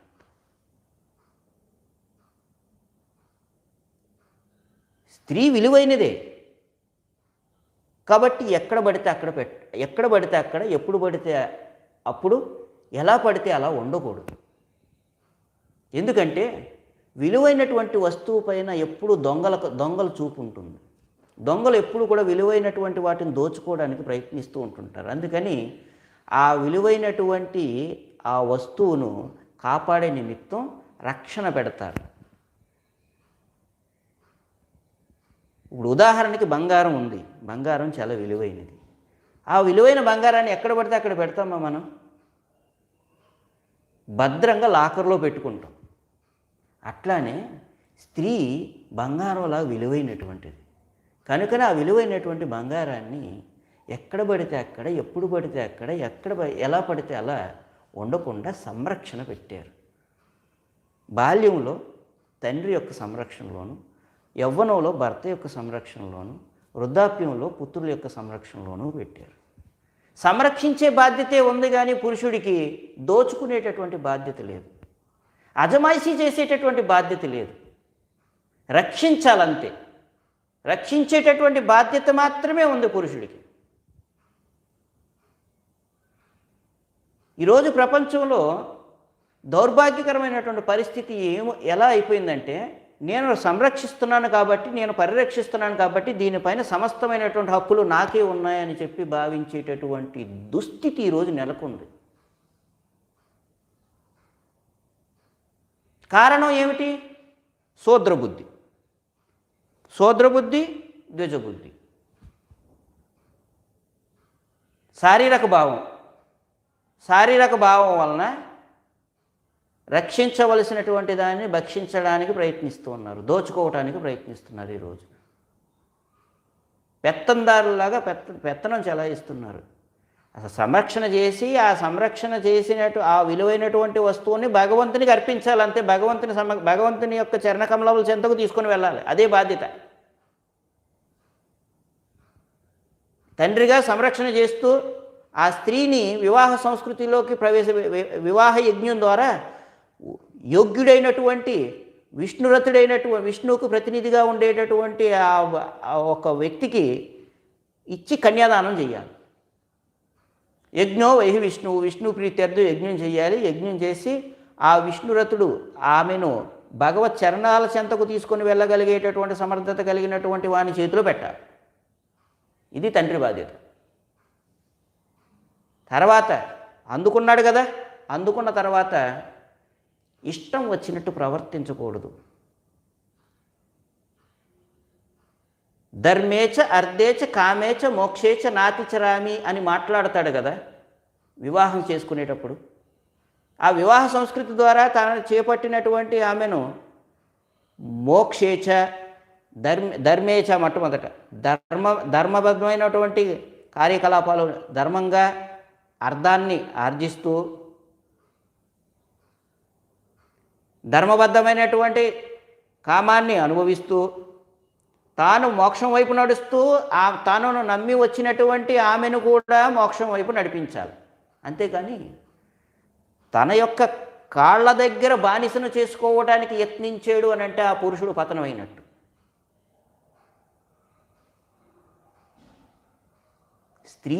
స్త్రీలను ఆదరించమని చెప్పింది, గౌరవించమని చెప్పింది, సంరక్షించమని చెప్పింది శాస్త్రం. బానిసల్ని చేసుకోమని చెప్పలేదు.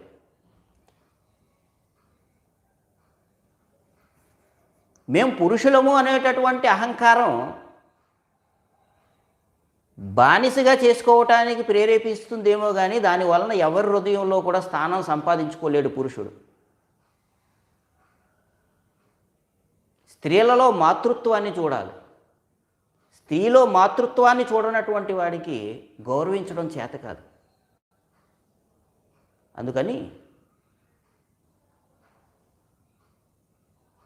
యుక్త వయస్సులో యవ్వనంలో ఉన్నటువంటి స్త్రీని పరిరక్షించవలసినటువంటి బాధ్యత భర్తగా పురుషుడి మీద ఉంది. అలా పరిరక్షిస్తూ భగవంతుని యొక్క చరణకమలముల యొక్క సేవలో నిమగ్నం చెయ్యాలి. అదే అతని బాధ్యత. భగవంతుని యొక్క దివ్యమైనటువంటి చరణ సేవ చేసుకుంటున్నప్పుడు వారిని కలత పెట్టకూడదు.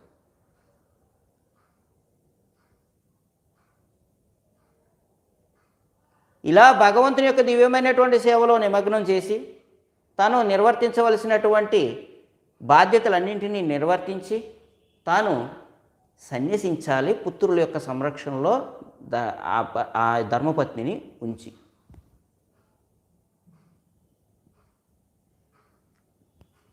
ఇలా అన్ని పరిస్థితుల్లోనూ ఆధ్యాత్మికమైనటువంటి పరిరక్షణ ఆమెకు కల్పిస్తూ పరిపూర్ణమైనటువంటి భగవత్ సేవ ఆమెకు అందించేటటువంటి వెసులుబాటు పురుషుడికి కల్పించబడింది. ఇది ఒక చక్కటి విధానం. అందుకని స్త్రీకి అన్ని విధాల గృహంలోనే ఉండాలి. గృహంలోనే ఉండి చక్కగా వివాహ సంస్కృతి ద్వారా వివాహ వ్యవస్థలోనికి ఆమె ప్రవేశించాలి. ప్రవేశించి ఆమె చక్కగా ఉన్నతమైనటువంటి విలువలన్నింటినీ నేర్చుకుంటూ ఆధ్యాత్మికమైనటువంటి సూత్రాలను అవలంబిస్తూ ఆమె భక్తియుత సేవా కార్యకలాపాలను నిర్వర్తించుకుంటూ ఆమె తన యొక్క జీవనాన్ని పూర్ణం గావించుకోవాలి. ముఖ్యంగా పాతివ్రత్యాన్ని పాటించాలి. ఇది ఆమెకు వసగబడినటువంటిది. అందుకని గృహాన్ని విడిచి గురువుగారి యొక్క సమక్షంలోనికి వెళ్ళి ఆ గురువుగారి దగ్గర శరణగతి పొంది ఆ గురువుగారికి సేవ చేసుకుంటూ ఆ గురువుగారి యొక్క సేవలో వేదాలను అధ్యయనం చేసేటటువంటి అవకాశం స్త్రీలకు లేదు కనుక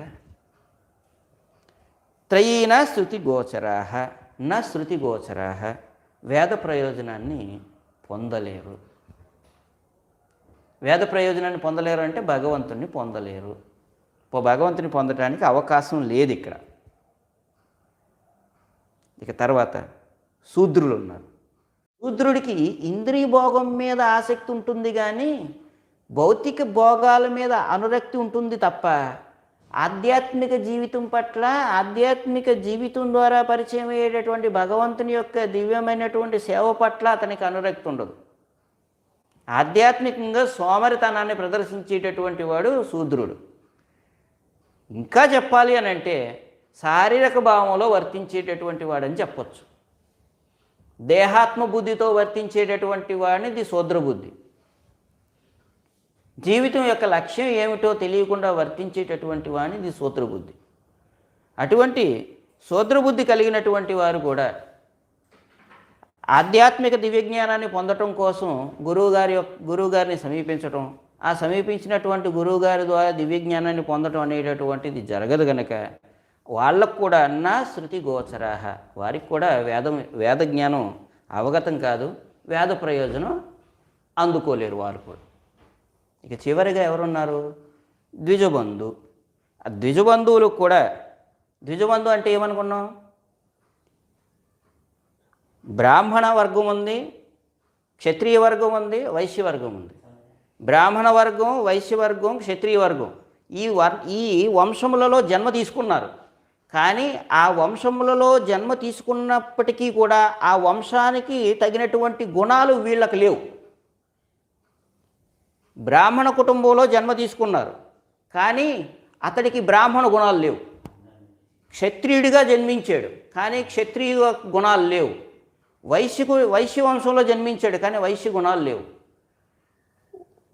ఉన్నతమైనటువంటి వంశం నందు జన్మ తీసుకున్నప్పటికీ ఆ వంశమునకు తగినటువంటి గుణములు కానీ యోగ్యతలు కానీ లేకుండా వంశం చేత అతడు బ్రాహ్మణుడిగా పిలువబడాలనుకున్నా, వంశం చేత క్షత్రియుడిగా పిలువబడాలనుకున్నా, వంశం చేత అతడు వైశ్యునిగా పిలువబడాలనుకున్నా అటువంటి వారు ద్విజబంధు. అటువంటి ద్విజబంధువులు ఎవరైతే ఉన్నారో అటువంటి ద్విజబంధువులు తమ వంశాన్ని చూపించుకొని జీవితాన్ని గడుపుతారే తప్ప తమ పూర్వీకుల్ని అడ్డుగా పెట్టుకొని తాము ఇంద్రియ భోగాలను అనుభవించాలని చెప్పి చూస్తారే తప్ప కీర్తి ప్రతిష్టలను పొందుతూ వెళ్ళిపోతారు తప్ప భగవంతుని ప్రాప్తింపజేసుకోవాలి జీవితంలో అనేటటువంటి ఉద్దేశంతో ప్రవర్తించడం చాలా అరుదుగా కనిపిస్తుంది. ఇంకా చెప్పాలి అని అంటే ద్విజబంధు అని అన్నాం. ఈ ద్విజబంధు అనేటటువంటి శబ్దం గురించి ఇంకా మనం విస్తారంగా చెప్పుకోవాలంటే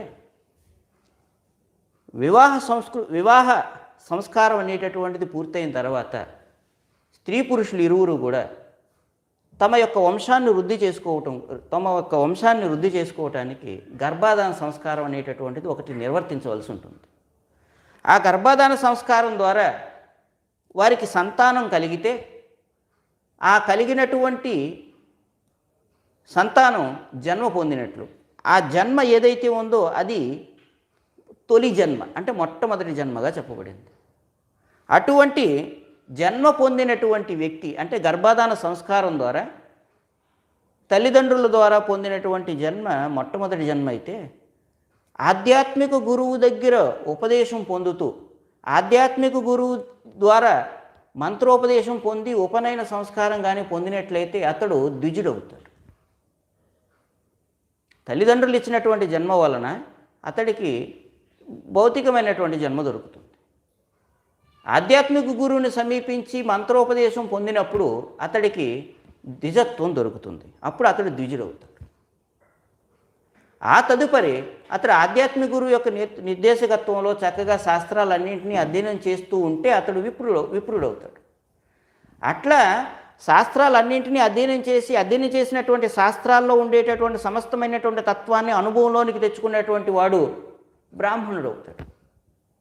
అట్లా బ్రాహ్మణత్వాన్ని పొందినటువంటి వారికి వేదాలను చక్కగా అధ్యయనం చేయడానికి, వేదాలను చక్కగా అవగతం చేసుకోవడానికి, వేద ప్రయోజనాన్ని పొందటానికి అవకాశం ఉంది. ఇది ఒక క్రమ పద్ధతి. కానీ గర్భాధాన సంస్కారం పాటించకుండా ఏ తల్లిదండ్రులు అయితే గర్భాధాన సంస్కారం పాటించకుండా కేవలం తమో గుణంతో సంతానాన్ని ఉత్పత్తి చేస్తారో వారి యొక్క సంతానం ద్విజబంధువులుగా చెప్పబడతారు. అంటే ఏ విధమైనటువంటి గర్భాధాన సంస్కారాలు లేకుండా జన్మించినటువంటి వారు ఎవరైతే ఉన్నారో వాళ్ళంతా ద్విజబంధువులే. ఇలా గర్భాధాన సంస్కారం అనేటటువంటిది నిర్వర్తించకుండా జన్మించినటువంటి కారణం చేత వారి యొక్క మేధస్సు అల్పంగా ఉంటుంది. అల్పమైనటువంటి మేధస్సు కలిగినటువంటి వారు ఉన్నతమైనటువంటి విషయాలని అర్థం చేసుకోలేరు, అపార్థం చేసుకుంటారు తప్ప. అందుకని గర్భాధాన సంస్కారం అనేటటువంటి విధిని నిర్వర్తించకుండా జన్మించినటువంటి కారణం చేత ద్విజబంధువులు అయ్యారు కనుక అటువంటి ద్విజబంధువులు అల్ప మేధస్సును కలిగినటువంటి వారు ఉండటం చేత అల్ప మేధస్సు కలిగినటువంటి వారు విశేషమైనటువంటి ఉన్నతమైనటువంటి వేదాలని అధ్యయనం చేసేటటువంటి అవకాశం కానీ అధ్యయనం చేయటం ద్వారా అర్థం చేసుకునేటటువంటి అవకాశం కానీ వారికి లేదు కనుక వేద ప్రయోజనాన్ని వారు అందుకోలేరు, భగవంతుణ్ణి సమీపించలేరు. ఇటువంటి వారందరికీ ఒకే ఒక సంస్కార విధి ఇవ్వటం జరిగింది. స్త్రీలకు శూద్రులకు ఒకే ఒక సంస్కారం, వివాహ సంస్కారం అనేటటువంటిది ఒకటి. ఇంకొక సంస్కారం ఏది కూడా వారికి వసుగబడలేదు.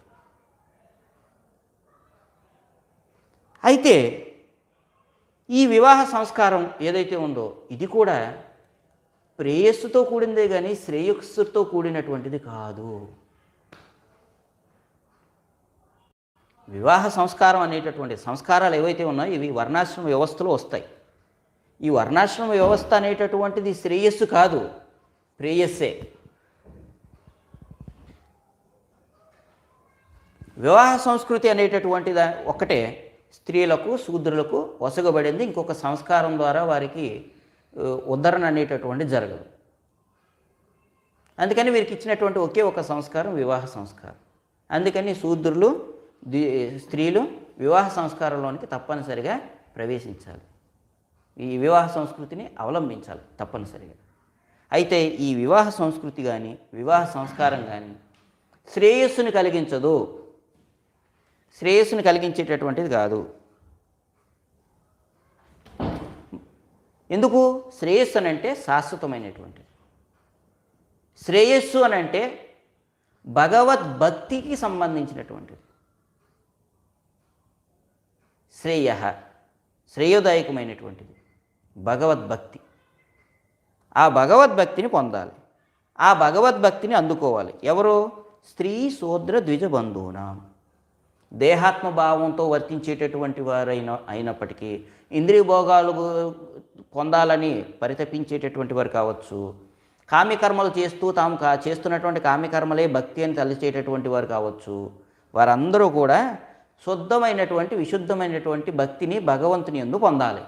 ఎందుకు? ఆ భక్తే భగవంతుని అందిస్తుంది కాబట్టి. భక్త్యామాం అభిజానాతి, భగవంతుని అందించేది భక్తే కాబట్టి ఆ భక్తిని అందుకోవాలి. ఆ భక్తిని పొందాలి అంటే ఏం చెయ్యాలి అని ఆలోచన చేస్తూ ఉన్నారు శ్రీల వ్యాసదేవుడు. స్త్రీ శూద్ర ద్విజబంధూనాం త్రయీణ శృతిగోచర కర్మశ్రేయసి మూఢానాం. స్త్రీలు శూద్రులు ద్విజబంధువులు ముగ్గురు కూడా వేదాలను అవగతం చేసుకోలేరు, వేద ప్రయోజనాన్ని అందుకోలేరు. కారణం ఏమిటంటే వారు ప్రేయస్సునే శ్రేయస్సు అనుకుంటారు, భౌతిక జీవితమే ఆధ్యాత్మిక జీవితం అనుకుంటారు, భౌతికమైనటువంటి అంశాన్ని కూడా ఆధ్యాత్మికం అనుకుంటారు. అందుకని శ్రేయ ఏవం భవేతిహ, వారికి కూడా శ్రేయస్సు కలిగించాలి అనుకున్నారు శ్రీల వ్యాసదేవుడు. ఎందుకు అనంటే కృపయాహ, శ్రీల వ్యాసదేవుడు కరుణాపూర్ణుడు, అందరిపైన కరుణ చూపించేటటువంటి వాడు. సర్వులను కూడా భగవంతుని యొక్క దివ్యమైనటువంటి చరణకమలముల చెంతకు తీసుకుని వెళ్ళాలనేటటువంటి భావన కలిగినటువంటి వాడు.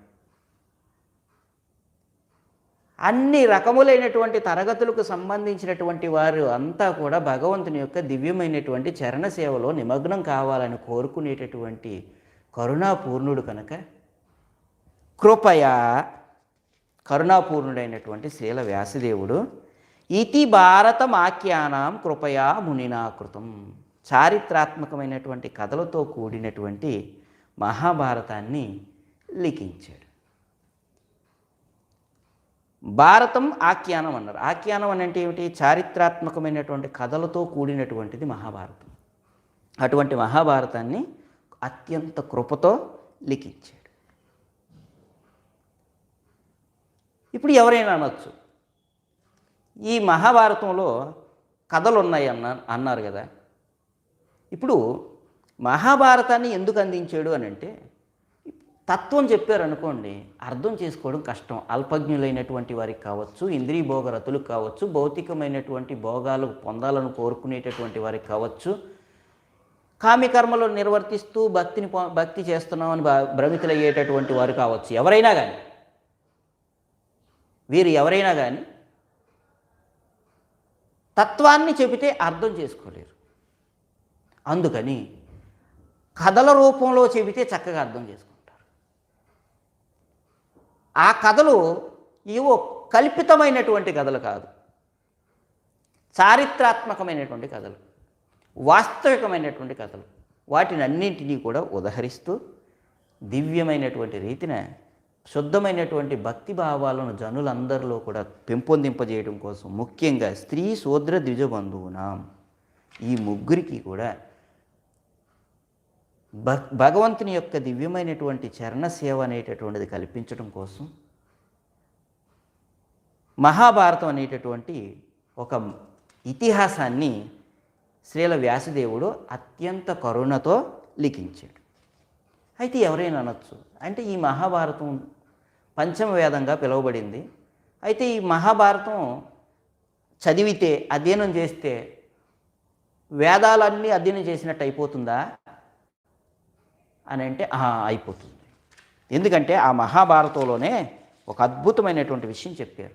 ఏమన్నారు అని అంటే, ధర్మేచ అర్ధేచ కామేచ మోక్షేచ భరతర్షభ యద్ ఇహ ఆస్తి తద్ అన్యత్రాయాన్ నేహాస్తీనః తత్ కశ్చిత్.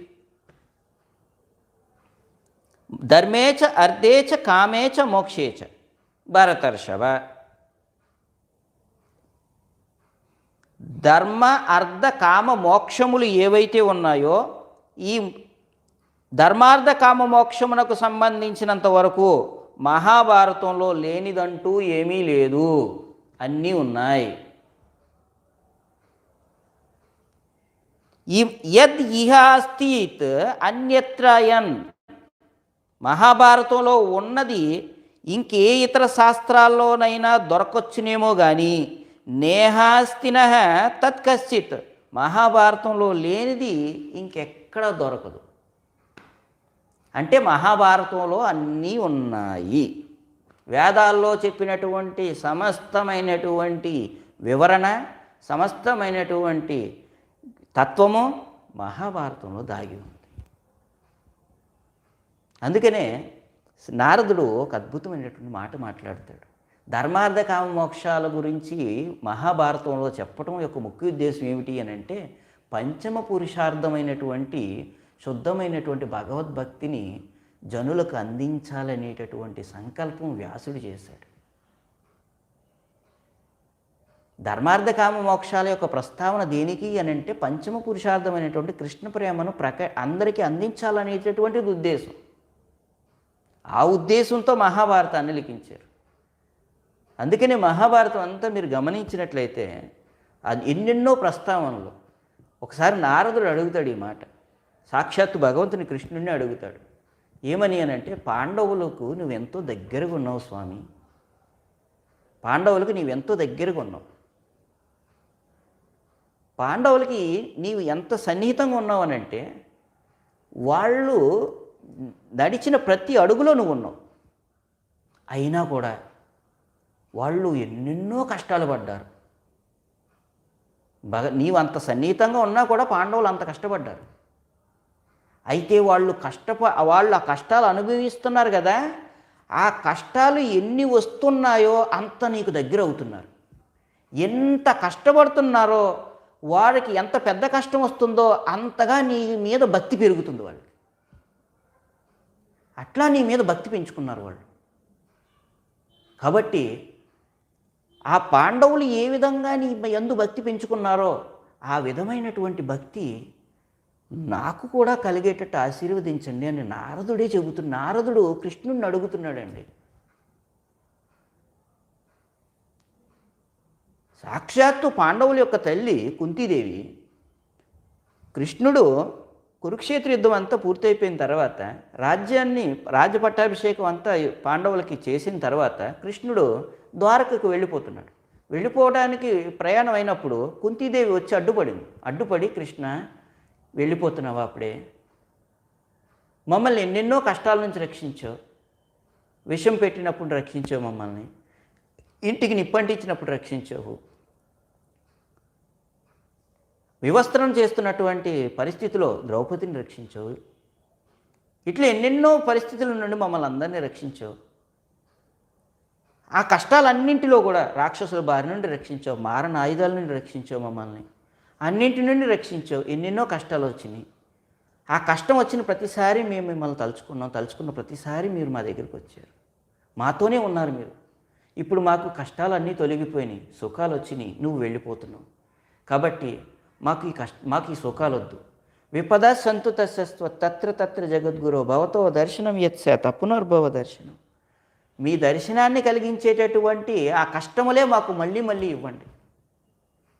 నీవు లేనప్పుడు ఈ సుఖాలు మాకెందుకు అంటూ కుంతీదేవి ప్రార్థించినటువంటి సన్నివేశాలు మనకు కనిపిస్తాయి.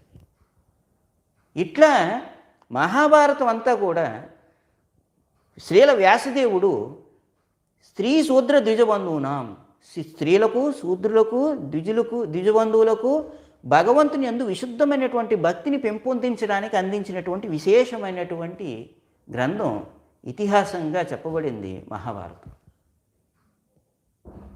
భగవంతుని యందు విశేషమైనటువంటి భక్తిని పెంపొందించాలనేటటువంటి ఉద్దేశంతోనే మహాభారత గ్రంథ రచన జరిగింది. ఇక అదే మహాభారతంలో ఇంకొక అద్భుతమైనటువంటి సన్నివేశం, ద్రౌపదీదేవి అవమానింపబడింది నిండు సభలో. ఆమెను వివస్త్రను చేయడానికి ప్రయత్నించారు. అటువంటి సమయంలో భగవంతుడే స్వయంగా ఆమెను రక్షించడం జరిగింది. ఎట్లా రక్షించాడు? భగవంతుని యందు పూర్తిగా ఆధారపడినటువంటి భక్తురాలిగా మనకు ద్రౌపది కనిపిస్తుంది. భగవంతుని యందు మనస వాచ కర్మణ పూర్తిగా ఆధారపడినటువంటి, భగవంతుని యొక్క రక్షణను కోరుకున్నటువంటి భక్తురాలిని రక్షిస్తూ భగవంతునిగా కృష్ణుడు మనకు అక్కడ కనిపిస్తున్నాడు. అంటే ఇలా ఈ సన్నివేశంలో కూడా భక్తి ప్రాకట్యం అనేటటువంటి అంశాన్ని, భక్తి యొక్క విశిష్టతను శ్రీల వ్యాసదేవుల వారు వర్ణించారు. ఇక ఈ సన్నివేశం పూర్తయిపోయిన తర్వాత ద్రౌపదీదేవి రోధిస్తూ ఉంది, ఏడుస్తూ ఉంది. ఏడుస్తున్నటువంటి ఆ ద్రౌపది దగ్గరికి భగవంతుడు కృష్ణుడు వస్తే వచ్చి ద్రౌపదిని అంటాడు, ఎందుకు రోధిస్తున్నావు ద్రౌపది అని చెప్పి అడుగుతాడు. అడిగితే అప్పుడు నా యొక్క ప్రమేయం ఏమీ లేదు కృష్ణ, ఇందులో నా ప్రమేయం లేకపోయినా కూడా నేను అవమానింపబడ్డాను. నాకు ఏ విధమైనటువంటి సంబంధం లేకపోయినా నేను బాధపడవలసినటువంటి పరిస్థితి వచ్చింది, దాని గురించి నేను బాధపడుతున్నాను అన్న. అప్పుడు కృష్ణుడు అంటాడు, నీవు బాధపడకూడదు. నీవు బాధపడ్డావు అని అంటే వారిపైన పగ సాధించాలనిపిస్తుంది. పగ సాధించడానికి కర్మ చేస్తావు, ఆ కర్మ నిన్ను బంధిస్తుంది. కాబట్టి కర్మబంధన కారణమైనటువంటి ఏ అంశాన్ని కూడా నువ్వు చెయ్యవని నేను తలుస్తున్నాను. కర్మబంధనం ఉచ్యతే, కర్మబంధనాల నుంచి బయటపడేసేటటువంటి రీతిని నీవు ఆలోచించాలి. నీకు జరిగినటువంటి అవమానం ఉంది కదా, ఆ అవమానం నీకు స్త్రీగా నీ ఒక్కదానికి జరిగినటువంటిది కాదు. ఇటువంటి దుర్మార్గులు ఎంతోమంది ఉన్నారు ఈ ప్రపంచంలో. ఆ ఎంతోమంది ఉన్నటువంటి దుర్మార్గులు అందరి నుండి కూడా నీ వంటి స్త్రీలను రక్షించటానికి నీవు ఆలోచించాలి. అందుచేత ఇది నీ సమస్యగా నువ్వు పరిగణించొద్దు, సమస్త ప్రపంచం యొక్క సమస్యగా నువ్వు దీన్ని స్వీకరించు అని చెబుతూ ఉండగా ద్రౌపది అంటుంది, అంటే ఏం చేయమంటావు, క్షమించమంటావా అని అంటే కృష్ణుడు అంటాడు, అవును క్షమించు. ఎట్లా క్షమించమంటావు అని అడుగుతుంది ద్రౌపది. నీవు క్షమించకపోతే వారిపైన పగ సాధించడానికి కర్మ చేస్తావు, కర్మ వలన నీవు కర్మబంధనాల్లో చిక్కుకుంటావు అని చెప్పి, నీవు కానీ వారిని క్షమిస్తే నీ తరపున ధర్మం యుద్ధం చేస్తుంది. ఆ ధర్మం ఎవరో నీకు తెలుసు కదా, ధర్మంతు సాక్షాత్ భగవత్ ప్రణీతం. ఆ ధర్మం ఎవరో కృష్ణుడే. నీ తరపున నేను యుద్ధం చేస్తానని ద్రౌపదికి స్వయంగా కృష్ణుడు ఆశ్వాసాన్ని వసిగాడు. ఆ తరువాత అదే కృష్ణుడు కురుక్షేత్ర యుద్ధానికి రంగాన్ని సిద్ధం చేసి, ఆ యుద్ధరంగంలో ఎంతమంది అయితే ఆ అసత్సభలో నియుక్తులై ఉన్నారో వారందరినీ కూడా సంహరించడం జరిగింది. భగవంతుడు కృష్ణుడు స్వయంగా తన భక్తురాలైనటువంటి ద్రౌపది కోసం యుద్ధం చేశాడండి. ఆ యుద్ధం చేస్తూ భక్తి తత్పరతను పెంపొందించేటటువంటి, భగవత్ సంబంధంలోనికి సమస్తమైనటువంటి జనులను తీసుకొని రాగలిగేటటువంటి విశేషమైనటువంటి తత్వాన్ని, ఆత్మ అనాత్మల నడుమ కలిగినటువంటి భేదాన్ని వివరిస్తూ, భగవంతుని యొక్క దివ్యమైనటువంటి చరణకమలముల చెంతకు శరణాగతి పొందేటటువంటి విశేషమైనటువంటి సూత్రాలనన్నింటినీ ఉపదేశం చేస్తూ, భగవద్గీతను కురుక్షేత్ర రణరంగం మాధ్యమంగా చేసుకొని మనందరికీ అందించాడు. ఆ యొక్క విశేషమైనటువంటి వైవిధ్యభరితమైనటువంటి పరిపూర్ణమైనటువంటి ఆధ్యాత్మిక తత్వ సాగరం శాస్త్రం భగవద్గీత కూడా మనకు మహాభారతంలోనే పొందుపరచబడింది. అందుకని ఈ భగవద్గీత సర్వ వేదాంతం యొక్క సారం, ఈ భగవద్గీత ఉపనిషత్తుల యొక్క సారం. కనుక ఈ మహాభారతం ద్వారా స్త్రీలు, శూద్రులు, ద్విజబంధువులు, సమస్తమైనటువంటి జనులు కూడా, దేహాత్మభావంలో వర్తించేటటువంటి వారంతా కూడా శ్రేయస్సును పొందుతారు, శ్రేయస్సును అందుకుంటారు అంటూ శ్రీల వ్యాసదేవుడు సంకల్పం చేసి, ఇతి భారతమాఖ్యానం కృపయా మునినాకృతం, అత్యంత కృపతో కరుణాపూర్ణుడై ఈ ఈ యొక్క మహాభారత కావ్యాన్ని, మహాభారత ఇతిహాసాన్ని లిఖించారు శ్రీల వ్యాసదేవుడు. ఈ విధంగా శ్రేయస్సు కలుగు అని తలచి శ్రీల వ్యాసదేవుడు స్త్రీ శూద్ర ద్విజ బంధూనాం త్రయీన శృతిగోచర కర్మ శ్రేయసి మూఢానాం శ్రేయ ఏవం భవేదిహ ఇతి భారతమాఖ్యానం కృపయా మునినా కృతం. ప్రేయస్సునే శ్రేయస్సుగా భావించు స్త్రీలు, శూద్రులు, ద్విజబంధువులు అను ముగ్గురికి వేద ప్రయోజనాన్ని పొందుటకు అవకాశం లేదు కనుకనే వీరందరికీ జీవిత పరమలక్ష్య ప్రాప్తిని అనగా భగవద్భక్తిని, నిజమైనటువంటి శ్రేయస్సును అందించుటకు కరుణాపూర్ణుడైన వ్యాసుడు ఈ మహాభారతం అనేది ఇతిహాసాన్ని రచించెను అంటూ ఋషుల యొక్క మదులలో మెదిలినటువంటి ప్రశ్న, వేదాన్ని అత్యంత కరుణతో జీవిత లక్ష్యం మరిచి ప్రవర్తిస్తున్నటువంటి జనులందరూ కూడా వేదాన్ని అర్థం చేసుకోవటానికి, మందబుద్ధులైనటువంటి వారు సులభంగా వేద జ్ఞానాన్ని గ్రహించడానికి ఒకటిగా ఉన్న వేదాన్ని 4గా విభజించారు. సరే, మరి ఈ పంచమ వేదంగా మహాభారతాన్ని ఎందుకు ఇచ్చారు అనేటటువంటి ప్రశ్నకు సమాధానంగా శ్రేయస్సుని ప్రేయస్సుగా భావించేటటువంటి స్త్రీలు, శూద్రులు, ద్విజబంధువులు అనేటటువంటి ముగ్గురికి భగవద్భక్తిని అందించటం కోసం, జీవిత లక్ష్యాన్ని వారు పొందటం కోసం కరుణాపూర్ణుడై శ్రీల వ్యాసదేవుడి మహాభారత అనేటటువంటి ఇతిహాసాన్ని అందించాడు అంటూ శ్రీల సూత గోస్వామి పాదుల వారు సౌనకాది ఋషులందరికీ చెప్పడం జరిగింది. హరే కృష్ణ. గ్రంథరాజ్ శ్రీమద్ భాగవతం కీ జై. జగద్గురు శ్రీల ప్రభుపాది కీ జై. నితాయ్ గౌర్ సీతానాథ్ ప్రేమానందే. హరి హరి బోల్.